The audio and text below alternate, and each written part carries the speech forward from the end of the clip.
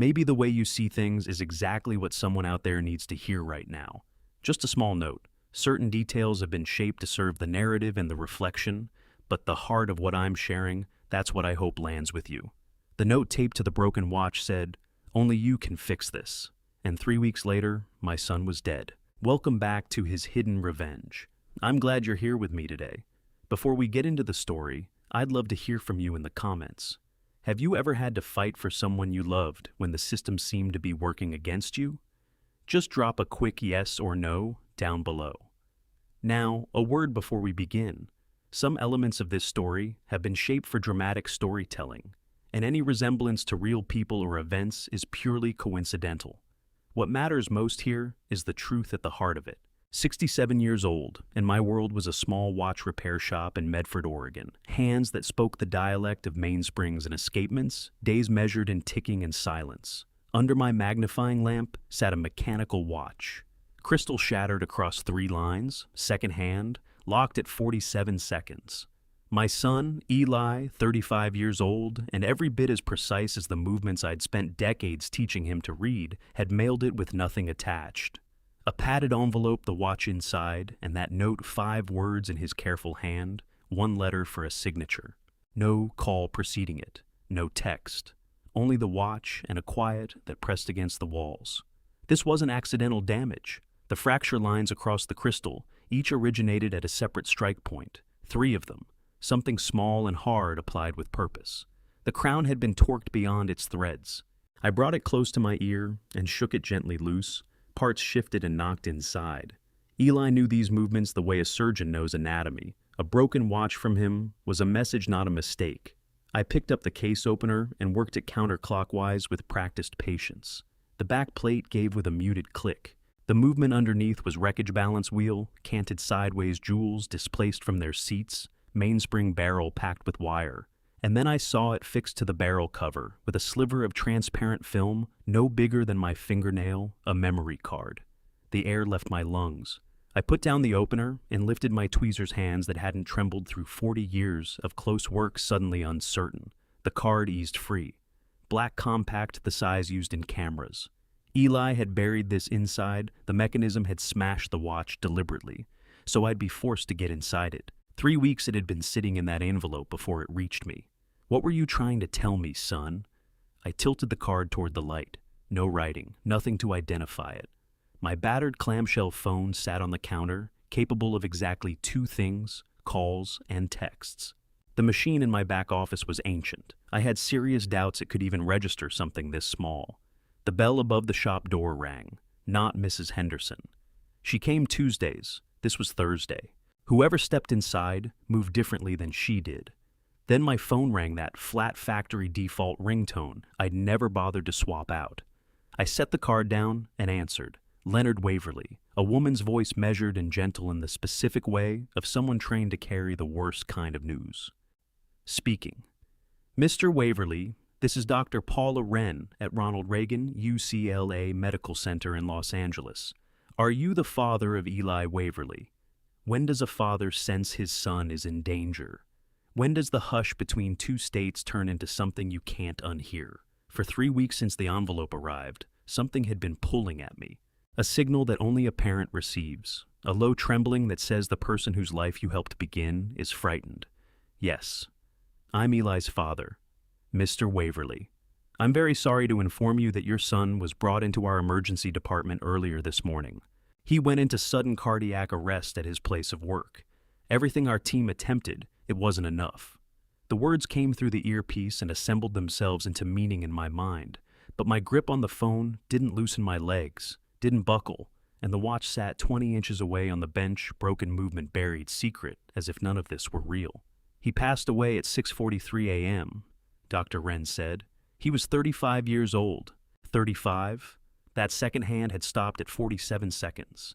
Eli had stopped at 35 years. 2 frozen numbers, meaningless and immense at the same time. She was still talking. Paperwork. Transport of his remains from California. Did I have a funeral home in Oregon I preferred, or should the hospital coordinate?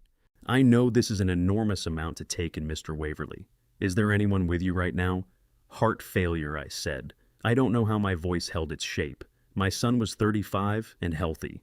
I understand how shocking this must feel. Cardiac arrest can happen to young people who appear perfectly well. Underlying conditions often go undetected until it's too late. I fixed my gaze on that memory card, thumbnail-sized, tucked inside a deliberately destroyed watch mailed to me 3 weeks before my son's heart went quiet. It felt dense in a way that had nothing to do with weight. It carried what secrets carry. Mr. Waverly, are you still on the line? Yes, I'm here. I'll need to sort out arrangements. Come to Los Angeles. Of course. A patient services coordinator will contact you this afternoon with everything you'll need. I'm truly deeply sorry for your loss. The line went dead. Silence reclaimed the room. Around me, 24 clocks ticked from the wall, all of them marking time Eli would never reach. I stood between the workbench and the door memory card in one palm phone in the other. My son had sealed a message away 3 weeks back somewhere only I would think to look. He had written, "Only you can fix this," trusting I'd understand it wasn't the watch he meant. Now he was dead at 35, and the thing he'd tried to warn me about had been moving the whole time. I dialed Nadia without leaving the shop floor, the card still pressed in my fist. First ring she picked up. When I told her your brother's gone, what came back through the line was pure silence, the kind that means you already half knew. She made the drive from Portland in 4 hours. My daughter Nadia, 28, more fluent with technology than I'd ever be, didn't speak when she came through my front door. She just pulled me in and held on as though letting go would cost something neither of us could spare. Maybe it would have. The memory card was in my shirt pocket. The ruined watch lay on the kitchen table between us. Both of us aware that Eli had left something behind for us to find. Neither of us ready for what that might be. "You came?" I said into her shoulder. "Of course I came." Steady voice, shaking hands. What else would she do? We stayed in the hallway a long while. The house held the smell of coffee brewed that morning and left to go cold. Light slanted through the window, the way it does late in the afternoon, informing you without apology that hours have gone by while you stood still. At last she pulled back, pressed her eyes dry with her fingers. "Show me." I walked her to the kitchen. The watch lay open where I'd left it, the strip of transparent film still clinging to the barrel cover where the card had been fixed. I took the card from my pocket and laid it next to the watch. Nadia lifted the watch and rotated it slowly under the overhead light, examining the damage with the same unhurried focus I'd tried to pass down to both my kids when they were small. Eli had absorbed it. Nadia had refined it. "He needed you to be the one who found this," she said. "The damage is controlled, every break has a reason. He knew you'd have to go inside." "I know. Have you tried reading the card? I don't have the right equipment. My computer's 20 years old, and this thing is smaller than my thumbnail." She drew a laptop from her bag, one of those slim black ones that cost more than my first car. "I brought this. I've been working at his files since the hospital called this morning. They called you too. I'm listed as next to kin, same as you." She lifted the lid and the screen came on with a soft tone. "Dad, I came across something. Eli had a hidden iCloud account." I pulled out a chair and sat across from her. "Hidden how? He opened it 8 months ago, using an email address I'd never seen. Not his work account, not his regular one. I only managed to trace it because he'd entered our old landline as the account's recovery number." "How'd you find the password?" "I worked through every combination I could think of, based on how he used to build passwords. The account dated to February 8 months ago. Dad, he was preparing for something." The kitchen held no sound except the refrigerator's low hum and the rhythm of Nadia's keystrokes. She angled the screen my way, a folder marked for Dad, 3 audio files waiting inside, each one sealed with a padlock. "They're all encrypted," she said. "I've put in 17 passwords, dates, addresses, every combination I could try. Nothing opens them."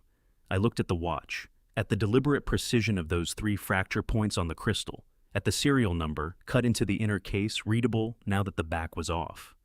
"Try the serial number," I said. "Off the watch." Nadia brought the watch close and read each character aloud as she keyed it in, JR7492B. A quiet sound from the laptop. The screen shifted. Password correct. Her voice dropped to nearly nothing as she read. "File will open in 72 hours per security settings." We both looked at the countdown timer, 71, 59, 47. Still running. A watchmaker understands this instinctively. Every component serves the design. Every pause is intentional. Eli had engineered this delay the way I'd taught him to design a movement. Nothing there by accident, nothing wasted. He needed you present before you could hear it. Nadia said, eyes on me rather than the screen. The hospital put time of death around 6:45 California time this morning. He must have triggered this before he left for work. Knew I'd need time to reach Los Angeles. Why Los Angeles? Because that's where he died. That's where his wife is. That's where Declan is. She eased the laptop closed. Whatever he left inside those files, he needed you standing in that city when you heard them. Declan, my 7-year-old grandson. 6 months since I'd last seen him, because Raina had decided I was a damaging presence. Because I'd challenged her methods. Because I'd asked why a small child needed to hold still in cold water for 8 minutes, as some kind of character exercise. By now she knows he's gone. The hospital would have reached her before anyone. She's his wife. She didn't call me. No, Nadia said, she didn't. 72 hours, 3 days. Precisely the window needed to drive south to settle arrangements to reach whatever Eli had needed me to find. I lifted the memory card from the table, smaller than any gear on my bench, but dense with whatever it was carrying. He sent this 3 weeks ago. Opened that hidden account 8 months before that. My son spent the final months of his life engineering this. Engineering it for you, Nadia said. Making certain you'd find the trail, making certain you'd be in the right place when those files came unlocked. The countdown continued behind the closed lid of the laptop. 71:57:12. Still pulling itself down, the way every clock on my shop wall pulled itself down, mechanisms I'd spent 60 years learning to read. Nadia's phone buzzed against the tabletop. She looked at it and something drained from her face. Funeral home in Los Angeles. They needed answers about Eli's remains. Let's tell them we're coming, I said. We leave at first light. She gave a quiet nod and went to make the call. I sat at the kitchen table holding a card I couldn't yet read, watching a number tick towards something I couldn't slow down. Eli had set this whole mechanism in motion 8 months ago. The scattered clues, the broken watch, the locked files had worked out to the hour, how long the drive south from Oregon to Los Angeles would take me. The countdown had begun at 11:47 p.m. 72 hours until the files opened. Nadia came back from her call and stood across the table. We need to be in Los Angeles when that timer hits 0, she said.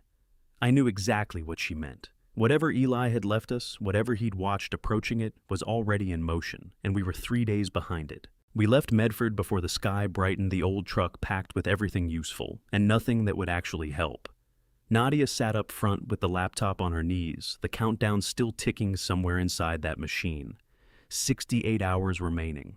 68 hours before we'd hear Eli's voice describe what he'd seen coming. I-5 stretched south through darkness that only slowly turned gray at the horizon. Nadia stared through the windshield at nothing. We drove without talking, both of us hauling grief that came from the same place but settled differently. She'd lost a brother. I'd lost a son. Neither weight larger than the other, just a different shape pressing into a different hollow. Try to sleep, I said, somewhere after the Oregon border. I'll get you when we need fuel. I can't sleep. She opened the laptop, and the screen light softened her features, made her look closer in age to the girl who used to ride in this same truck to watch repair shows in Portland, Oregon. I need to understand what Eli knew. Then we work it out together. Mount Shasta broke through the morning haze as we crossed into California, its summit already in sunlight, while the valley held on to the dark. I'd traveled this highway 100 times across 60 years. Knew every rest stop, every grade where the engine began to work, every stretch that reminded you why people had always come west, chasing something larger. Nadia's hands moved across the keyboard, combing through files and folders that Eli had buried in a corner only she'd thought to look. The sister who mastered computers the way Eli mastered mechanical systems, both of them operating far above anything I'd ever managed beyond fine springs and tiny gears. Dad, her voice had shifted. This account, it's not recent. You said 8 months. I know what I said. I mean the contents. There are folders named by month: February, March, April, running all the way to September. He wasn't building towards something he feared might happen. He was logging something that was happening around him already. I glanced at the screen folder labels, carrying dates, each one dense with files. Screenshots, photographs, written documents, data sheets. 8 months of material, Nadia said under her breath. That stretches back before everything changed. before his calls got shorter, before the excuses started about why Declan couldn't come up to Oregon, before the watch arrived. He watched it coming, all of it. 8 months of watching, and he wrote every bit of it down. A freight truck passed on our left, its draft nudging us sideways for a moment. The dash clock read 9:17 a.m. We'd been on the road 4 hours with 8 more still ahead. The timer running on Nadia's laptop was pulling towards some revelation I wasn't sure I had the stomach for. A watch takes on grit in ways too slow to notice until the day the movement ceases. Eli had been tracking that grit for 8 months, watching the friction compounds, sensing the tolerances tighten, reading every signal that pointed toward the moment of failure. And he put it all on record. What's actually in those files, I asked. Nadia opened one marked March, text conversation and screenshots, photos, a spreadsheet of some kind, logging dates and times. Most of it is still locked, but the previews show enough he was building a record. Evidence of something. For who? Hard to say. Maybe us, maybe an attorney. Maybe he just needed someone to have the truth if the worst happened. She closed that folder and opened the next one. He was meticulous about this, Dad. Every single file dated, labeled, cross-referenced. This is how an engineer documents something they intend to prove. That was Eli. Careful. And careful people don't build escape routes unless they can already smell the smoke. She was right. Eli had seen it coming, had watched it draw closer for 8 months, had assembled evidence in coded messages, secured files behind countdown locks, had sent his father a ruined watch with a card concealed inside the movement, had died 3 weeks afterward at 35. Nadia opened a third folder, February. The first item was a screenshot. Even from the driver's seat, I could tell it was a text exchange. "There's one here," Nadia said. Her voice went flat. A conversation between Eli and Raina. "Read it to me." A pause. Then Raina's message says, "If you don't agree to Declan and Rhett's program, I'll make sure your father never sees him again." My hands cinched tighter on the wheel. Eli answered, "You won't do that." Raina replied, "Watch me. 8 months, 240 days. My son had carried that over him every day, knowing full well what she was willing to do. Knowing she'd use my grandson as a bargaining chip to force him into something called Rhett's program. "When was it sent?" I asked. "February 14th. Nadia's voice was taut. "Valentine's Day. She used Valentine's Day to threaten to cut you off from Declan. And Eli was convinced she wouldn't go through with it. He was wrong." I turned over the past 6 months, the calls from Eli that grew shorter and further apart. The reasons Declan couldn't make it up to Oregon that summer, the guarded way Eli had spoken about certain things, as if he suspected he was being listened to. And the watch 3 weeks ago, carrying its hidden message. She had this mapped out. I said long before Eli was gone. This wasn't grief turning her bitter. This was a plan. Yes, what is Rhett's program? We don't know that yet, but Eli refused to put Declan through it, and Raina threatened to remove you from Declan's life entirely if he didn't comply. That's what the screenshot establishes. A roadside sign, Los Angeles 357 miles, 7 more hours of road, 64 hours on the timer. Whatever Eli had captured in those encrypted files, whatever had been building for 8 months, we were headed straight into it. At a stoplight, Nadia tilted the laptop so I could read Raina's message with my own eyes. The threat was precise and cold. The date made it impossible to dismiss. 8 months ago, she had set her terms: comply or lose your grandson permanently. Eli had answered with the belief that she would stop short of that. Now, Eli was dead, and 12 hours of driving remained before we'd know whether he'd been right. Those 12 hours ended when the gates appeared. 12 feet of wrought iron worked into shapes that announced money more eloquently than any spoken word. Behind them, the mansion rose white against the Bel Air hillside, glass and hard angles drawn by someone who billed by the degree. My truck, 22 years old, with Oregon plates and a dent in the tailgate from hauling fence posts, looked as though it had rolled in from a different century. Nadia leaned forward in her seat. "This is where Eli lived the last 3 years. It looks like a gallery. His wife's family carried real money real estate development that had put up half the retail centers across Los Angeles County." I rolled up to the intercom mounted on a stone column beside the gate. Security cameras tracked us from 3 separate angles. I pressed the call button. Silence. Then a woman's voice came through the speaker, measured and cool like water moving across polished stone. "Yes, this is Leonard Waverly," I said. "I'm here to see my grandson." A pause. The cameras tilted slightly, adjusting their aim. The funeral is Friday at 2 p.m. at Forest Lawn Memorial Park. You're welcome to attend. Nothing more is needed before then. Raina Waverly, 34 and beautiful. The way costly things are beautiful spoke through that intercom as though declining a nuisance call. Required. I kept my voice even. He's my grandson. I drove 12 hours to see him, and the funeral is Friday. I'm sure you can find accommodations. Let me see Declan. That's not possible at this moment. We have arrangements to manage a great deal to absorb. I'm certain you can appreciate that. Nadia leaned past me toward the speaker. We only want to look in on him for a few minutes, just to know he's all right. He's perfectly fine. He's with his program director. I really must go now. The intercom cut out. I pressed the button again. Nothing. The cameras held their position with mechanical stillness, recording everything, giving nothing back. Dad! Nadia's voice went sharp. Look through the fence. I followed her pointing finger to where gaps in the ironwork offered a narrow angle into the rear of the property. Something moved back there, a slight figure under what appeared to be an outdoor shower water, sheeting over thin shoulders.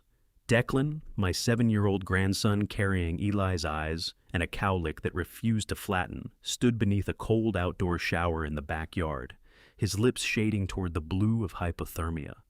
I was out of the truck and against the fence before I'd thought to move, pressing close to see through the gaps. The boy was in a thin t-shirt and shorts, both soaked through and clinging. Water fell over him from the fixture overhead. His whole frame shook with shivers he was working hard to contain. Standing beside him was a man with a buzz cut and a jaw carved from stone. Rhett Colby. 38 military-bearing eyes that evaluated rather than observed, held a phone in one hand and watched the timer count upward with the detached precision of someone monitoring lab equipment, not a child. Nadia, I said, my voice sounding unfamiliar to me. Call somebody, police, anyone. She already had her phone lifted, recording through the fence gaps. Rhett checked his timer and said something I couldn't make out. Declan gave a small nod, still trembling. The water ran on.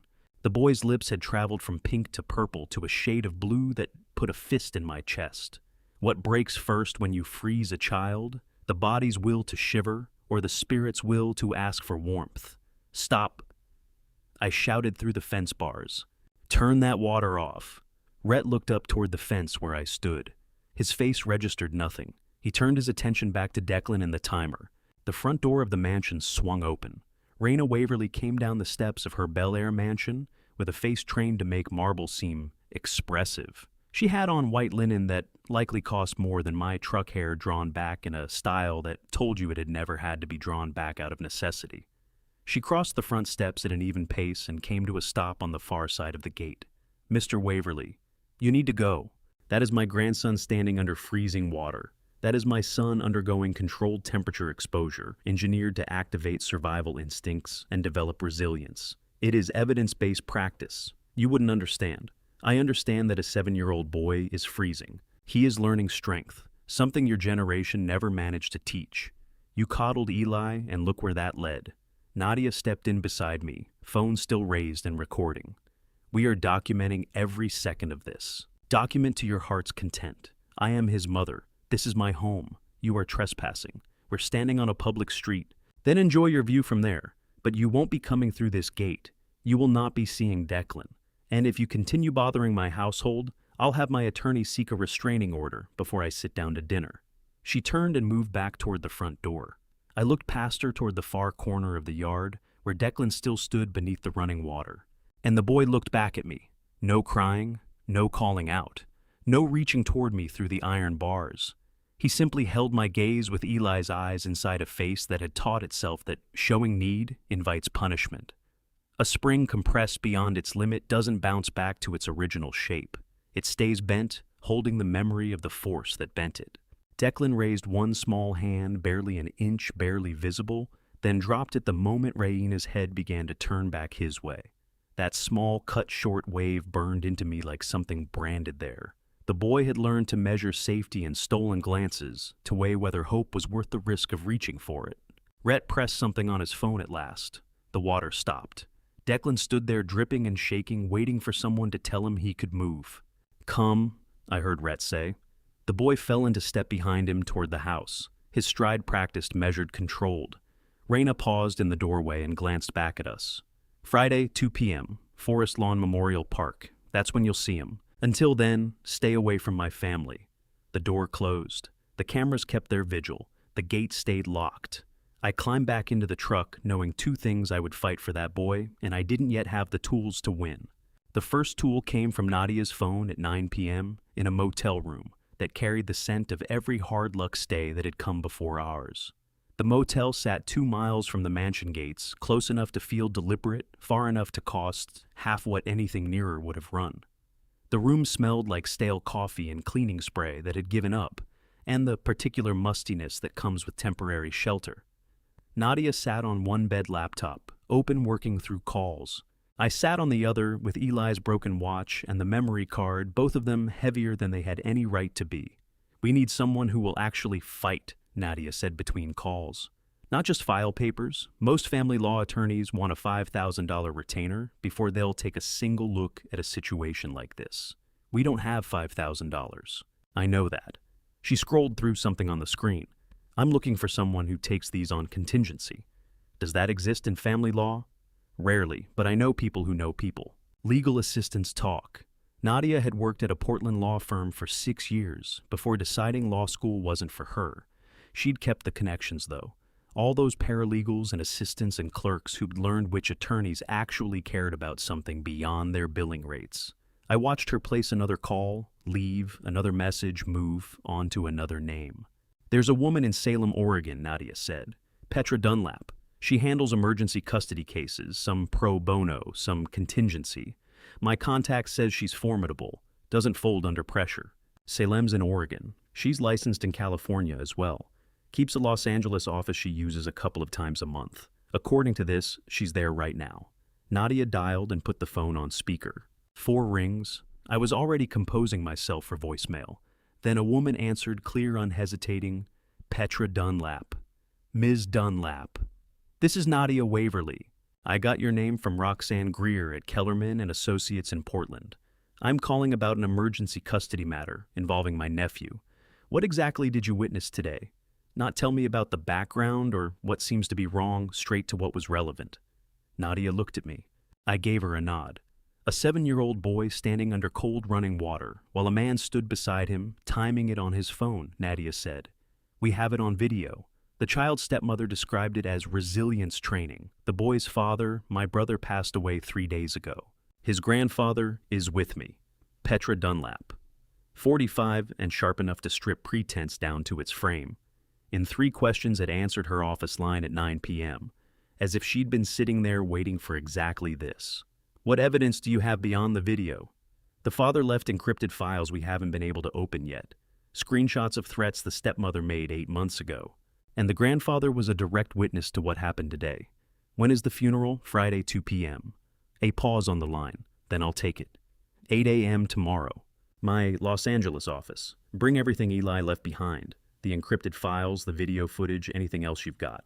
I'll need to sit down with the grandfather and hear his account. Nadia's expression shifted. Something cracked open in it. Just like that, I've been doing this work for 20 years, Miss Waverly. I recognize child endangerment when it's described to me, and I know exactly what people with money assume they can get away with. 8 a.m., don't be late. The line went quiet. Nadia and I sat without speaking for a moment. Then she smiled, the first time since the call from the hospital about Eli. We have a lawyer, she said. We have a fighter. A watchmaker builds redundancy into every mechanism, backup springs, duplicate jewel settings, paired components that confirm each other's function. Eli had built his protection the same way. The attorney was one layer, the encrypted files were another, and somewhere inside the system he'd designed, there had to be more. I picked the memory card up from the nightstand. We should try to access this directly, see what we can pull up before the meeting tomorrow. Nadia drew the laptop closer. I have an adapter that ought to read it. She plugged the small device into the USB port and slid the memory card in. A soft chime from the laptop. A folder appeared on screen labeled Simply Dad. Nadia clicked it. A password prompt came up. Same as before, she asked. Try it. She keyed in the watch serial number JR7492B. The screen shifted. For a breath, I thought it would open, thought we'd finally see whatever Eli had buried on that sliver of plastic and metal. Then the text appeared. Password correct. File access will be granted in 72 hours per security settings. Nadia sat back. 72 hours, the same delay as the iCloud account. I looked at the countdown that had materialized beneath the message. 70:12:37. Counting down toward the identical moment as the iCloud files. He synchronized them. I said it aloud: 2 separate systems, 2 separate locations, both set to unlock at the exact same instant. The timer was running in 2 places now. iCloud and memory card both aimed at the same point 3 days out, when Eli's voice would finally tell us what he'd witnessed. Nadia opened the iCloud account in a second window. Both countdowns matched to the second, 70:12, 11:70:12, 10 advancing in lockstep. Why, Nadia asked. Why lock both for 72 hours? I worked through the timeline. Eli's death 3 days ago. The files assembled 8 months back. The funeral set for Friday at 2 p.m. Both timers ending at I ran the numbers. 11:47 p.m. Friday night. The service wraps around 4. I said people clear out by 6. By 11 p.m. Friday, we'd be back here or wherever we'd settled alone and ready to listen. He needed you to bury him first, Nadia said quietly, before you could hear what he had to say. She was right. Eli had mapped out precisely how long it would take drive south from Oregon to Los Angeles, secure legal help, attend his funeral, arrive at the moment where I was ready to receive what he needed me to hear. He'd built a countdown that didn't open until after I'd said goodbye, until after I'd watched them lower him into the earth, until there was no room left to pretend he might still walk through a door and explain everything himself. 2 encrypted systems, 1 password mirrored delays. Both would unlock at 11:47 p.m. Friday. 70 hours from now, after the funeral, after the burial, after there was nothing left but to sit still and let a dead man's voice describe what he'd seen coming. Friday arrived with the counter at 18 hours and the service scheduled for 2 p.m., leaving the morning to sit with time and absorb the knowledge that in 18 hours I'd be hearing my son explain why he had arranged for everything to open, only once I'd put him in the ground. Hillcrest Chapel had been built for people who believed sorrow should carry a price tag. White flowers arranged with architectural precision, pews that probably cost more than my truck organ music, calibrated to exactly the pitch sadness is supposed to fill in a room like this. It stood on a Los Angeles hillside where people with money brought their dead to be honored in spaces implying all the correct decisions had been made. Nadia and I came through doors held open by young men in dark suits who took in my Oregon clothes and Nadia's off-the-rack dress and completed their accounting in under a second. Every face in here looks like a board meeting, Nadia murmured. They probably just came from one, I said, Eli's world, not one I recognized. The program had been printed on paper heavy enough to feel like a statement just to hold it. Eli Aaron Waverly, it read, followed by dates that summed to 35 years. Below that, a column of credentials. Vice President, Southwest Division, Chandler Corporation. Board Member, Los Angeles Youth Foundation. MBA, Stanford. BS Engineering, UC Berkeley. Survived by wife Raina and son Declan. Nothing about teaching his boy to gap spark plugs.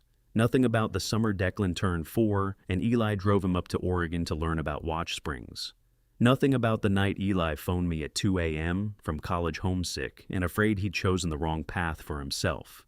We took seats halfway back, not up front with family, since Raina had made our standing clear, but not at the rear either. Halfway the same spot I'd learned to occupy as a young man at gatherings where everyone else had money.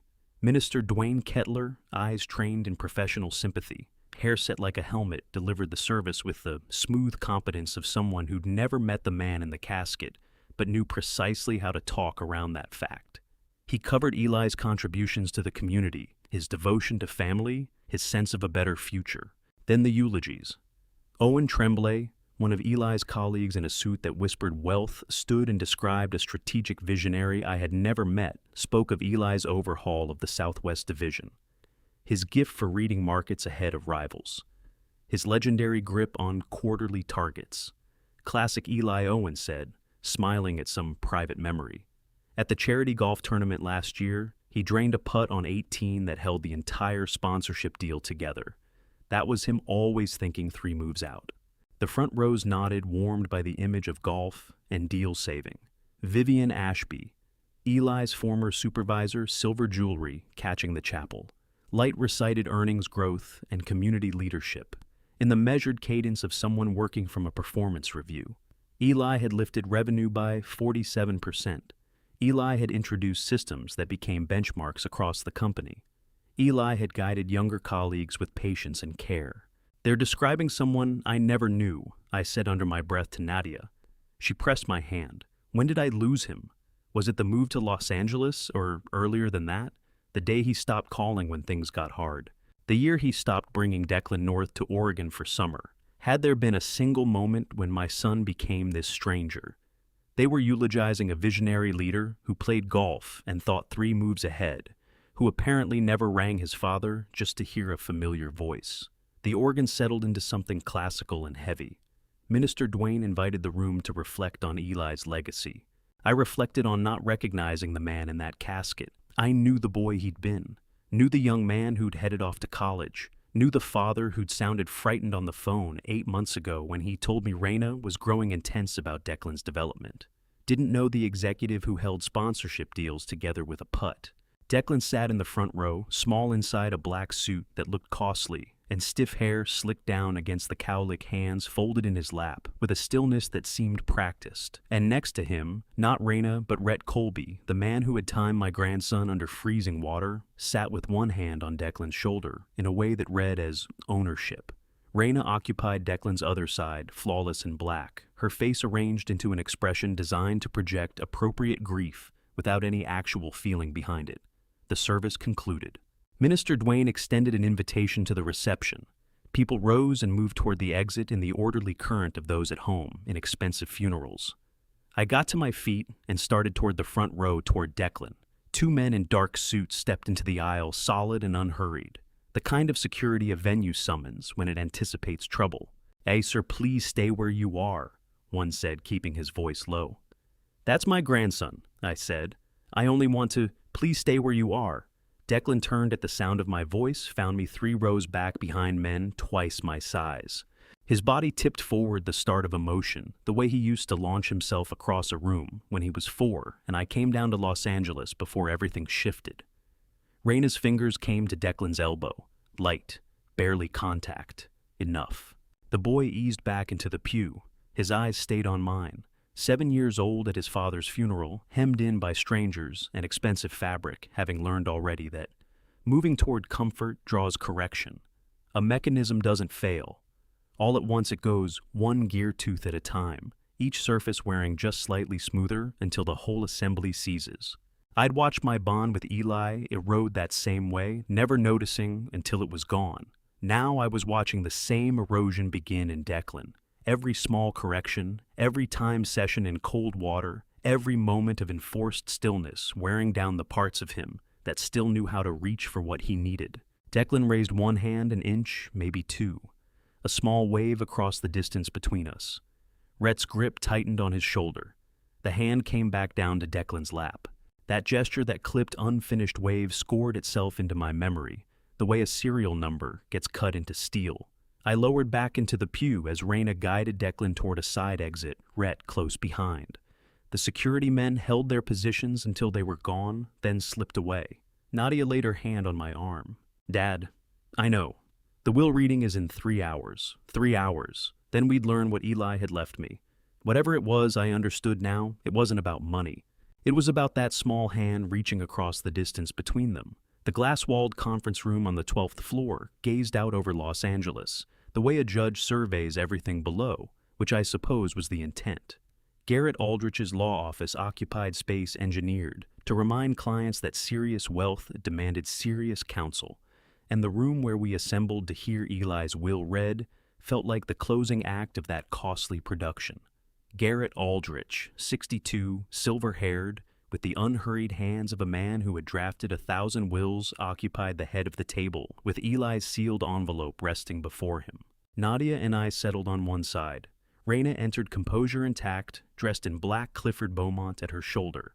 Clifford Beaumont, 50, wearing a suit that ran more than my truck's worth, took his place beside Raina with the polished assurance of a lawyer who'd never dropped a case he was paid sufficiently to win.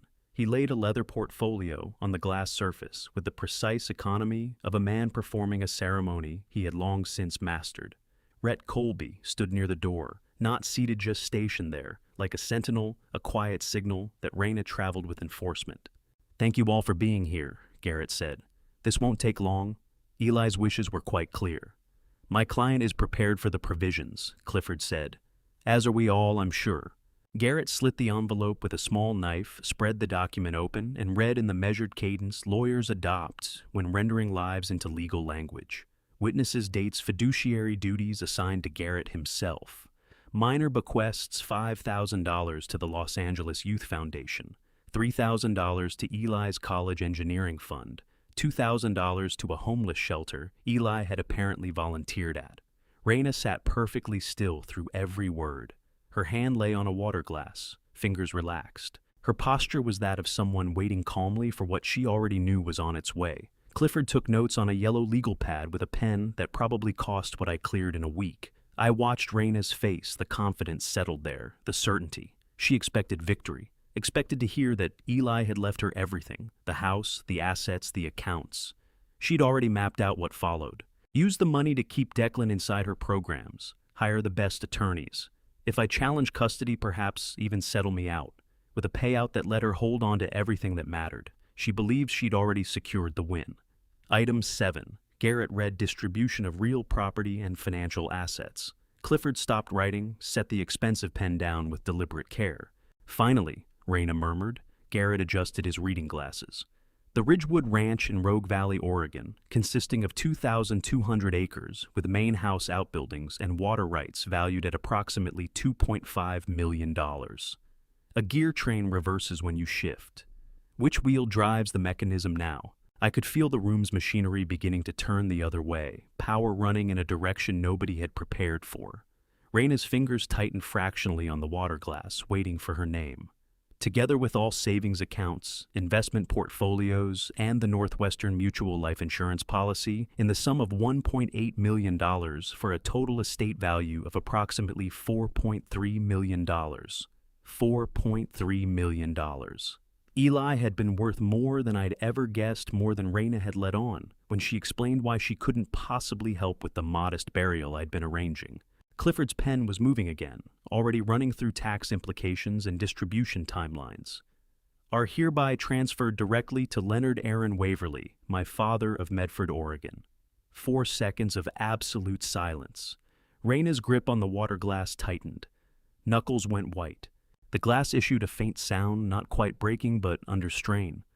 "I'm sorry," Clifford said, his voice still smooth, but carrying something sharp beneath it. "Could you repeat that last provision?" Garrett looked at him over the reading glasses. "The entirety of Eli Waverly's estate, real property, financial assets, and life insurance proceeds are bequeathed to his biological father, Leonard Waverly." "That's impossible," Raina said. Her voice held steady, but something underneath it gave way. "There must be an error." "There is no error. The will is clear, properly executed, witnessed by 2 licensed attorneys, and filed according to California probate code. Eli updated this document 6 months ago and confirmed it with me 3 weeks before his death. 3 weeks before his death, the same window he'd mailed me the broken watch. The glass in Raina's hand shattered, just burst apart between her fingers, as though it had been holding itself together on borrowed time. Water sheeted across the table and caught the afternoon light pouring through the floor-to-ceiling windows. Clifford grabbed her wrist, checking for cuts. Found none. Raina drew her hand back, with careful control fragments of glass dropping onto the table like small disasters. "Miss Waverly," Garrett said, reaching toward the credenza for a tissue box. "Are you injured?" "I'm fine." She blotted at the water with tissues Clifford passed her. "This is obviously a mistake. Eli wouldn't have we discussed the estate planning. He assured me. I can only read what the document states," Garrett said, "and I can confirm that Eli was of sound mind when he executed this will. He explained his reasoning to me in detail." "What reasoning?" Raina's composure was reassembling itself in real time, brick by deliberate brick. What possible reasoning could justify disinheriting his own wife and son, Declan is provided for through a trust structure managed by Mr. Len Waverley, Garrett said. The will explicitly states that Leonard Waverley has discretion over all distributions related to Declan's welfare. Nadia's hand found mine under the table, squeezed. The water from Raina's shattered glass spread across the conference table like a boundary neither of us could cross back over. We had walked into this room as strangers. We walked out of it as enemies. Raina's eyes found mine across the water-stained surface, and I saw something I hadn't seen there before. Not just anger calculation. The same expression I'd watched cross a watchmaker's face when a mechanism had failed and the whole assembly needed to be rebuilt from scratch. "You think you've won?" she said, voice barely above a whisper, meant only for me, while Clifford conferred with Garrett about appeal procedures. "You know nothing about losing." She rose. Clifford gathered his papers beside her, already pivoting to the next strategy, the next point of leverage. "This isn't over," Clifford told Garrett. "We'll be challenging the will undo influence, diminish capacity, whatever applies." "That's your right," Garrett said evenly. Though I should mention Eli anticipated that possibility and left extensive documentation of his mental state and his reasoning. Raina moved toward the door where Rhett waited, then paused beside my chair. "The war hasn't ended," she said quietly. "It's just begun." Her first weapon had been the will. Her second was already waiting at the elevators. She caught us before we'd covered 10 steps down the glass hallway because, of course, she did. Raina had always known precisely where to place herself for maximum leverage. She stood directly in front of the elevator doors, Rhett flanking her left shoulder like a piece of expensive furniture that happened to be 6 feet tall and trained to hurt people. Clifford Beaumont remained behind in the conference room, assembling his papers and most likely already drafting motions to contest the will. This wasn't legal business yet. This was personal. The hallway was all glass walls, floor-to-ceiling windows, looking out over Los Angeles, 12 stories below. Everything visible, nothing concealed, the kind of architecture built to make people feel exposed. "We need to talk," Raina said. Her voice had reclaimed every ounce of composure she'd shed when the glass exploded in her hand. "Now, I don't think we have anything," Nadia started. "You have 48 hours to make a decision that will determine whether you ever see Declan again. I suggest you listen." I placed a hand on Nadia's arm. Raina wanted us to push past her to force a confrontation she could record as aggression. Everything she did now would be calibrated for the legal record. "What decision?" I asked. "You signed papers transferring the assets back to me, the ranch, the life insurance, all of it. Do that and you can see Declan once a month. Supervised visits 2 hours. I'll even let you take him out for ice cream. Yes, and if I don't sign..." Her eyes locked onto mine with the flat certainty of someone announcing a law of physics. "Then you never see him again. Not at birthdays, not at graduations, not ever. I have the resources to guarantee that. You'd use your own son as leverage for money. I'd be protecting my son from a grandfather who clearly has diminished capacity. Eli must have been experiencing cognitive decline when he signed that will, stress from work, an undiagnosed condition. Clifford will demonstrate that in court and the will be overturned, but that takes time, years, possibly during which Declan grows up without knowing you." Or, she let the word hang between us. "You sign the transfer now, and Declan knows his grandfather. Limited access, yes, but access." Nadia's hand found mine and squeezed hard enough that I felt her nails. "Why would I sign away millions of dollars for 2 hours a month?" I asked. Raina's smile was the kind people rehearse in mirrors. "Because you're 60 years old with a watch repair shop in Oregon. Because fighting me in court means lawyers you can't afford on retainers you can't pay. Because relocating Declan to New York or London or anywhere else I decide is well within my power. Your attorneys will still be filing by the time he's forgotten your name. You'd pull him from his school, his friends the only life he knows. I'd hand him a future you couldn't dream up. The best education money can reach, the kind of life Eli envisioned for him. Eli wanted him learning to gap spark plugs and understand how gears work. Eli's mind was clouded near the end, torn. Clifford has records of discussions where Eli raised doubts about his own state of mind. That will is going to fall. The only question is whether you burn years contesting the unavoidable or accept what I'm putting on the table right now. Push a spring past its limit and it doesn't recoil, it snaps. Raina was bearing down so hard, she couldn't sense that I'd already slipped free of the trap she believed had me locked in. What assurance do I have? I asked. That monthly visits actually happen after I sign. Something in writing, binding and forcible. Clifford drafts it tonight. And the program, Rhett's program, the cold water regimen. Raina's face gave nothing away. Declan's developmental protocol rests on peer-reviewed research. Grandparents without credentials in child development don't get a vote. He's 7 years old. He'll come out of this tougher because of the right conditioning. You'd never understand that. People your age thought shielding children from hardship was kindness. Rhett shifted slightly. Positioned to move the instant I gave him reason.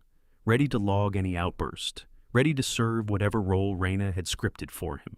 I need time to think about this, I said. Raina nodded the way someone does when you hand them exactly what they expected.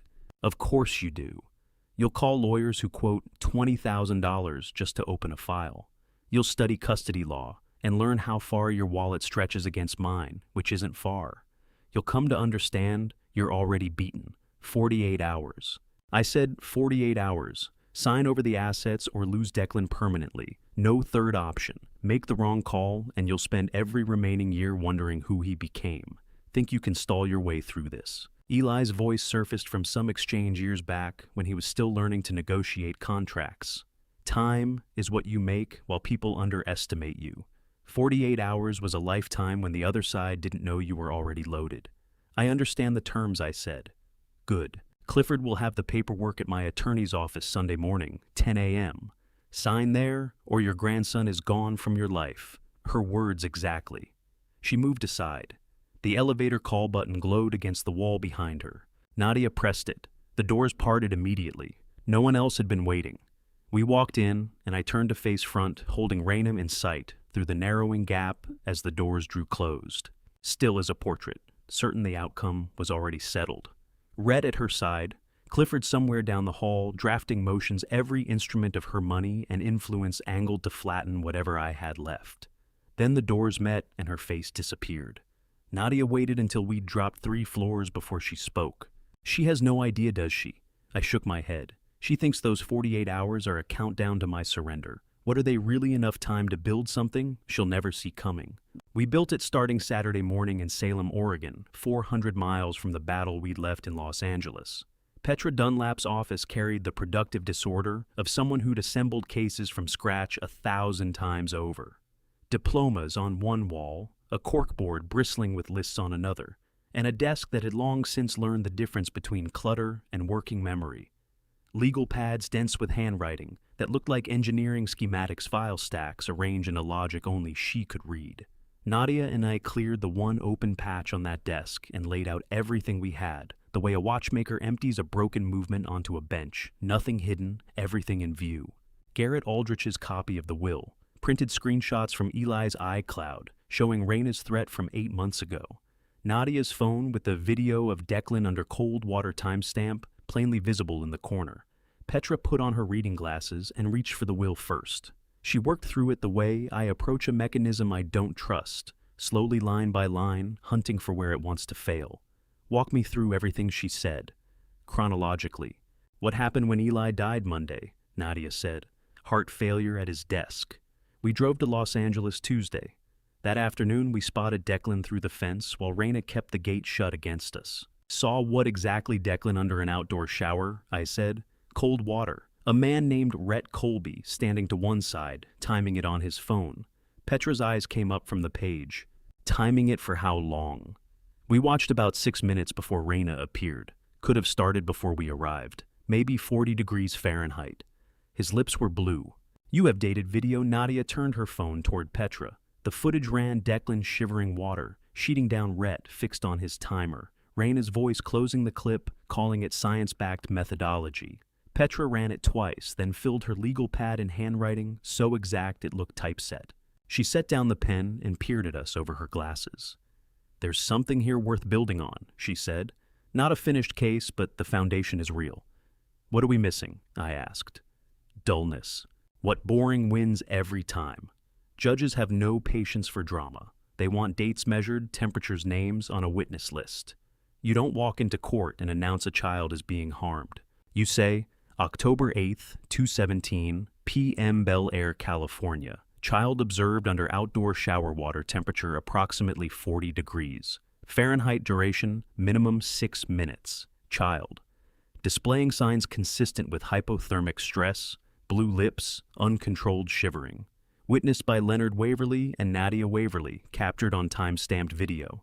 Nadia was already writing. Verbs, Petra went on. Not adjectives. You don't say cruel or dangerous. You say the child shivered. The water was 40 degrees Fahrenheit. A man timed it. The judge draws the conclusion. That's boring. Boring wins. A watch doesn't run on grand gestures. It runs on 100 tiny gears, set with exact precision. Petra was teaching me to assemble a legal mechanism on the same principle. What's the plan, I asked. 3 parts. 1, medical documentation. I'll connect you with Dr. Audra Fenley, pediatric psychologist in Culver City. She reviews the video documents what cold water exposure does to a 7-year-old. Can't diagnose without seeing Declan, but her written concerns carry weight as evidence. Petra added a note to her pad. 2 witness testimony, you and Nadia separate written accounts covering every date, time, location, photo, and clip, all time stamped. Specifics are the whole game. And 3, an emergency motion to keep Declan inside the jurisdiction. Raina dangled New York and London. We file first, lock down his location, force her to fight on ground we chose instead of wherever she decides to run. Can you work on contingency? Nadia asked. Because of the asset freeze Clifford mentioned. Petra's phone buzzed on the desk. She glanced at it, and something behind her eyes went alert without quite going worried. Clifford just moved, she said. Reading the notification. Emergency petition to freeze all estate assets pending. Will contest suspicious timing, undue influence. The air drained out of the room. What does that do to us, I asked, already knowing the shape of the answer. Every dollar you're owed, the $4.3 million, the ranch, the insurance, the savings accounts, it's legally yours and completely unreachable until the court resolves the dispute. How long does that take? Yeah, months at least. Maybe a year with Clifford working every procedural angle he can find. She set the phone down. You're a millionaire who can't cover a meal. That's what he's engineered. A ranch in Oregon with a $2.5 million deed in one hand and not enough to pay for lunch in the other. Any other day there might have been something darkly comic about it. Not while Declan was shivering in a yard that wasn't his. And I was sitting broke in a law office 400 miles away. So we can't fight, Nadia said. Not without the money. That's what Clifford needs you to believe. Petra lifted her pen. It's also exactly why I take cases on contingency. I collect when you collect when we win, and the court releases those assets. Clifford's assumption is that freezing your funds freezes your case. He's wrong. Why? Because boring doesn't have a billing rate. Precision is free. You don't need a bank account to record a date and a temperature. Medical documentation, time-stamped footage, sworn statements. None of that costs what Clifford is counting on. She pulled a card from her desk drawer and slid it across. Dr. Audra Fenley, Culver, city address, printed underneath. She's holding a slot at 2 p.m., Monday day after tomorrow. Tell her everything, show her the video. She'll note what she can within professional ethics, and those notes become part of the record. Petra clipped Clifford's freeze filing to her growing stack and let a small smile cross her face. Not pleased, strategic. The look of someone who has watched this exact move played before and already has the counter.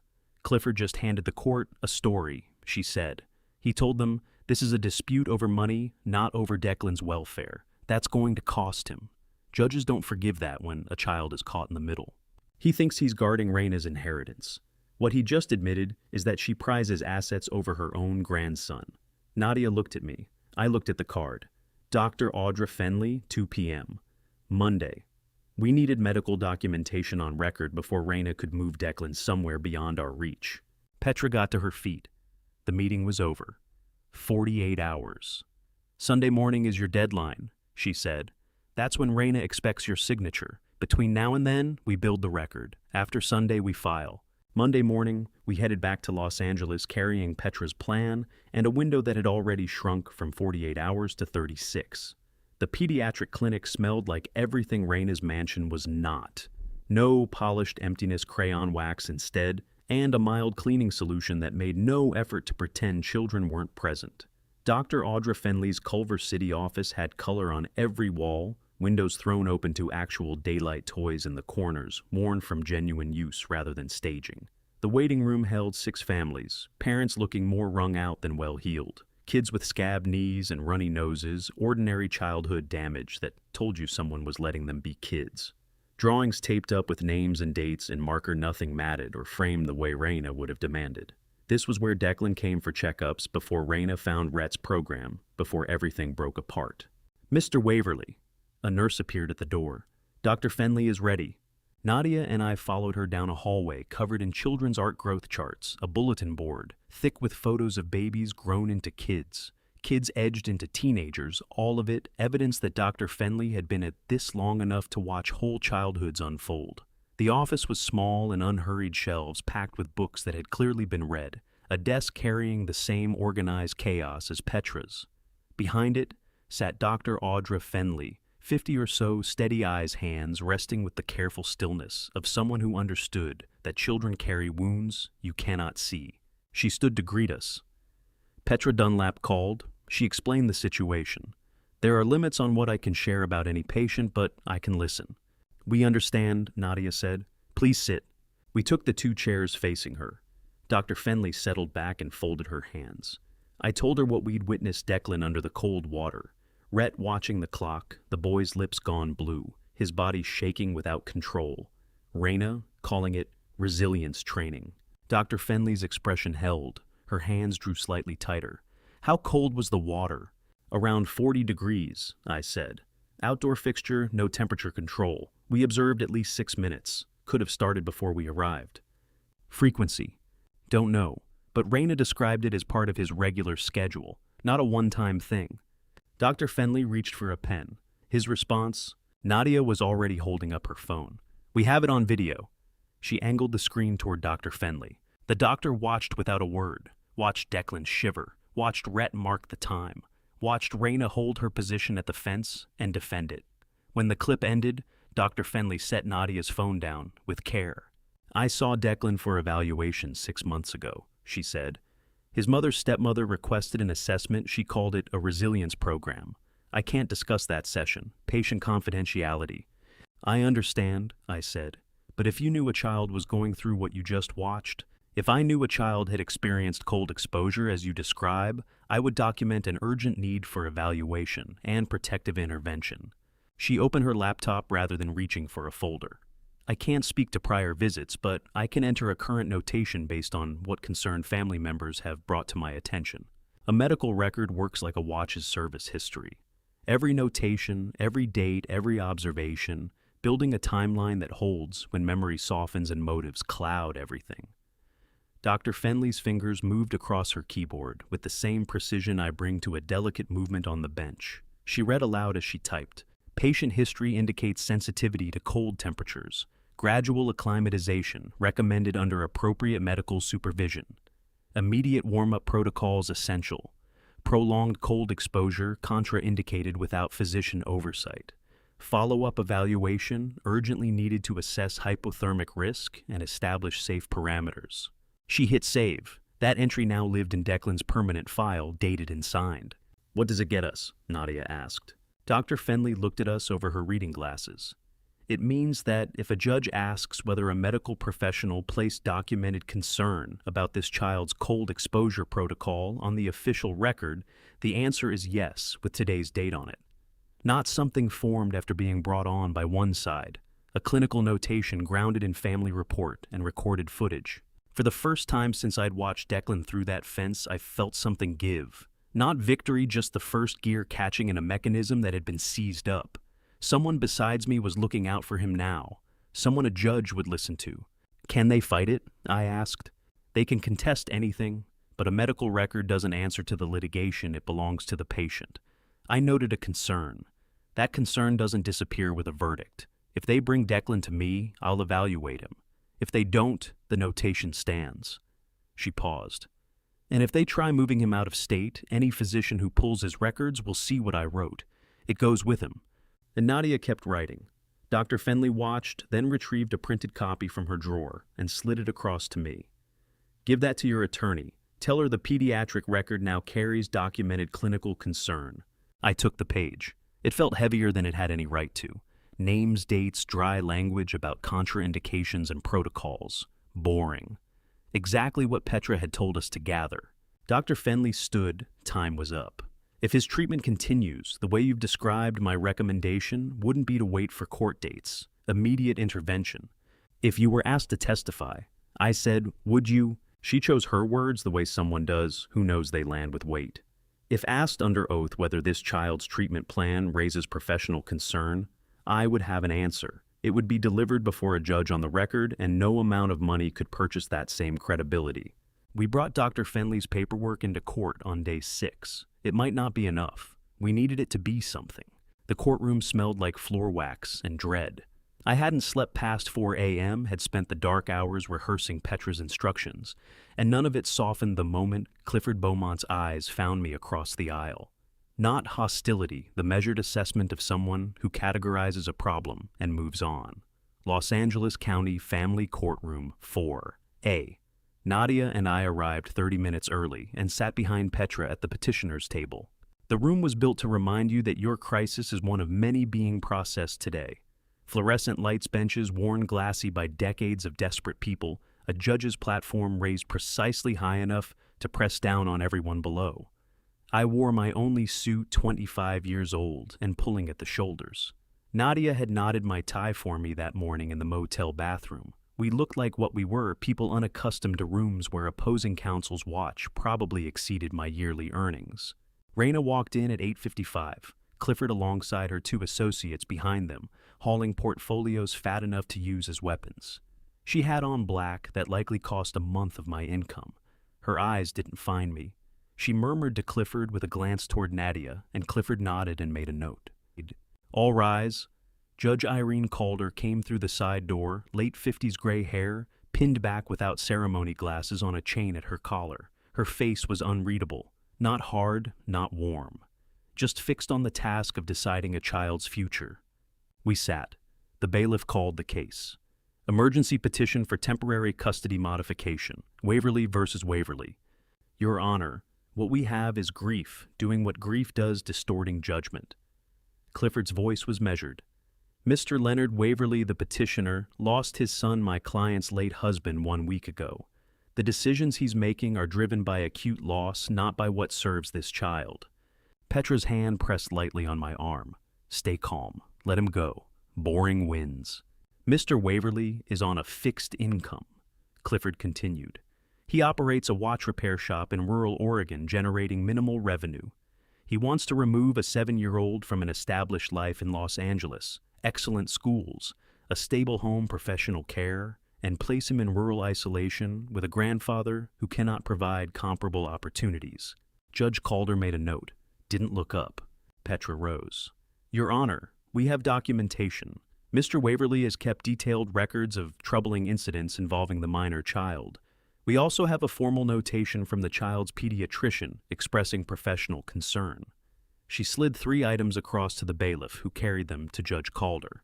What's coming next changed everything I thought I understood about how far someone will go to protect what they love and how much it costs to keep your hands steady when everything is on the line. Let me ask you this. If you had to choose between playing by the rules and doing what you knew was right, which would you choose? 3 items on the table, my notebook cataloging dates and water temperatures. Dr. Fenley's written notation, Nadia's phone carrying time-stamped footage. Clifford gave it all a quick scan and let a smile spread across his face. Your Honor, what we're dealing with is selective misreading, grieving relatives, projecting their distress onto a structured, evidence-based parenting methodology. My client's program is professionally architected, rooted in peer-reviewed science. To the uninitiated, it may look unusual, but it sits comfortably within the accepted range for specialists in child development. Judge Calder raised her eyes from my notebook. It was the first crack in her courtroom composure, and what showed through was sharp attention. How cold, she asked. Clifford blinked. I beg your pardon. The water? What temperature? Petra stepped in. 42 degrees. Fahrenheit, Your Honor. Recorded in Mr. Waverly's observational notes dated October 2nd. Duration. A minimum of 8 minutes per session. The child showed recognizable signs of hypothermia, lips going blue, shivering beyond voluntary control. Frequency, no fewer than twice a week per the program's own schedule, as Mr. Waverly documented. Judge Calder lifted Dr. Fenley's notation from the table and read without a word. The clock on the wall kept marking seconds. A stomach rumbled somewhere behind us. One of Clifford's team turned a portfolio page, barely a whisper of sound, but it carried in that stillness. I tracked 47 seconds in my head. Judge Calder peered at Clifford across the top of her reading glasses. "Do you dispute this medical documentation?" "Your Honor," Dr. Fenley formed her opinion outside any direct observation of this program. Her conclusions come filtered through the accounts of invested family members. The program itself is overseen by R. Colby, a certified resilience specialist with a... That's not what I asked. "Do you dispute that?" A licensed pediatrician put her formal concern about cold exposure protocols for this child in writing. Clifford adjusted his stance. "We don't contest that the notation is real. What we contest is whether it carries weight, given that parental authority encompasses the right to select developmental approaches that..." "Thank you." Judge Calder put the notation down, lifted her pen, and spent 30 seconds writing while the room held its breath. Then she read aloud. "Temporary protective order. The minor child shall not undergo cold water immersion lasting more than 2 minutes. The minor child shall remain within the state of California until further order of this court. Respondent must deliver a written account of the child's daily welfare and activities within 7 days." At the table, Redina's fingers found the edge and locked on. Her knuckles drained of color. Clifford bent close and murmured in her ear. Her grip released. She laid both hands flat in her lap, composed by effort alone. "The next court date is October 20th, Judge Calder went on. Each party will file a full affidavit outlining their proposed custody arrangement. The court will name a guardian ad litem to speak with the child and evaluate his wishes and well-being. We are adjourned." The gavel fell. Out on the courthouse steps, Petra walked beside us toward the parking structure. "Round one," she said. "The temporary order is a win, but Clifford won't arrive soft the second time. Medical concern alone won't carry us. We need evidence of actual harm." "What does that look like?" Nadia asked. "Documented injury statements from people outside the family. What we really need is..." Nadia's phone went off. She fished it from her bag, checked the screen, and something moved across her face. "What is it?" I asked. She held the screen toward me. The number was blocked. In the photo, Declan had something pinched between 2 fingers, tiny, white, unmistakable. A baby tooth. Beneath the image, the message, "He wants to talk to Grandpa." That text carried us to a supervised visitation center on Wilshire Boulevard, which Petra arranged once the court order was in place.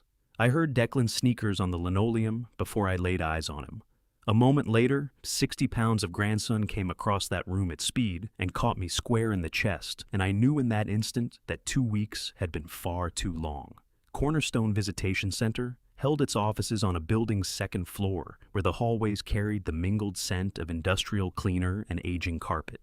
Lorna Pelham, the supervisor, a woman in her 40s armed with a clipboard and a face carefully trained to show nothing had already gone through my bag, and given a look at the thermos of hot cider I'd brought. "You have 30 minutes, Mr. Waverly. The legal proceedings and the child's home situation are off limits." "Understood. My only intention is to spend time with my grandson." The playroom held donated toys heaped in plastic bins, a scattering of chairs, and a pane of observation glass so staff could monitor from outside. The whole place was engineered to feel transitional and controlled safe in the vocabulary of institutions. 15 minutes. I sat there before the door swung open and Declan didn't walk. He launched himself across that floor, and I braced just to stay upright. His arms locked around my midsection, his face buried against my chest. "Grandpa, Grandpa, Grandpa." 3 times, like he needed to say it to make it true. "I've got you, buddy. Right here." Lorna held her corner of the room clipboard in hand, present without pressing in. Holding Declan, I registered what I hadn't wanted to the weight he'd lost, the bruising beneath his eyes. The way his fists bunched in the fabric of my shirt, that particular grip of a child who's discovered that comfort tends to disappear. I worked the thermos free. The moment the smell hit him, Declan's eyes went round. "You brought cocoa. I still want extra marshmallows." "Of course." We settled on the floor beside the toy bins. Declan chose the spot, so that's where we went.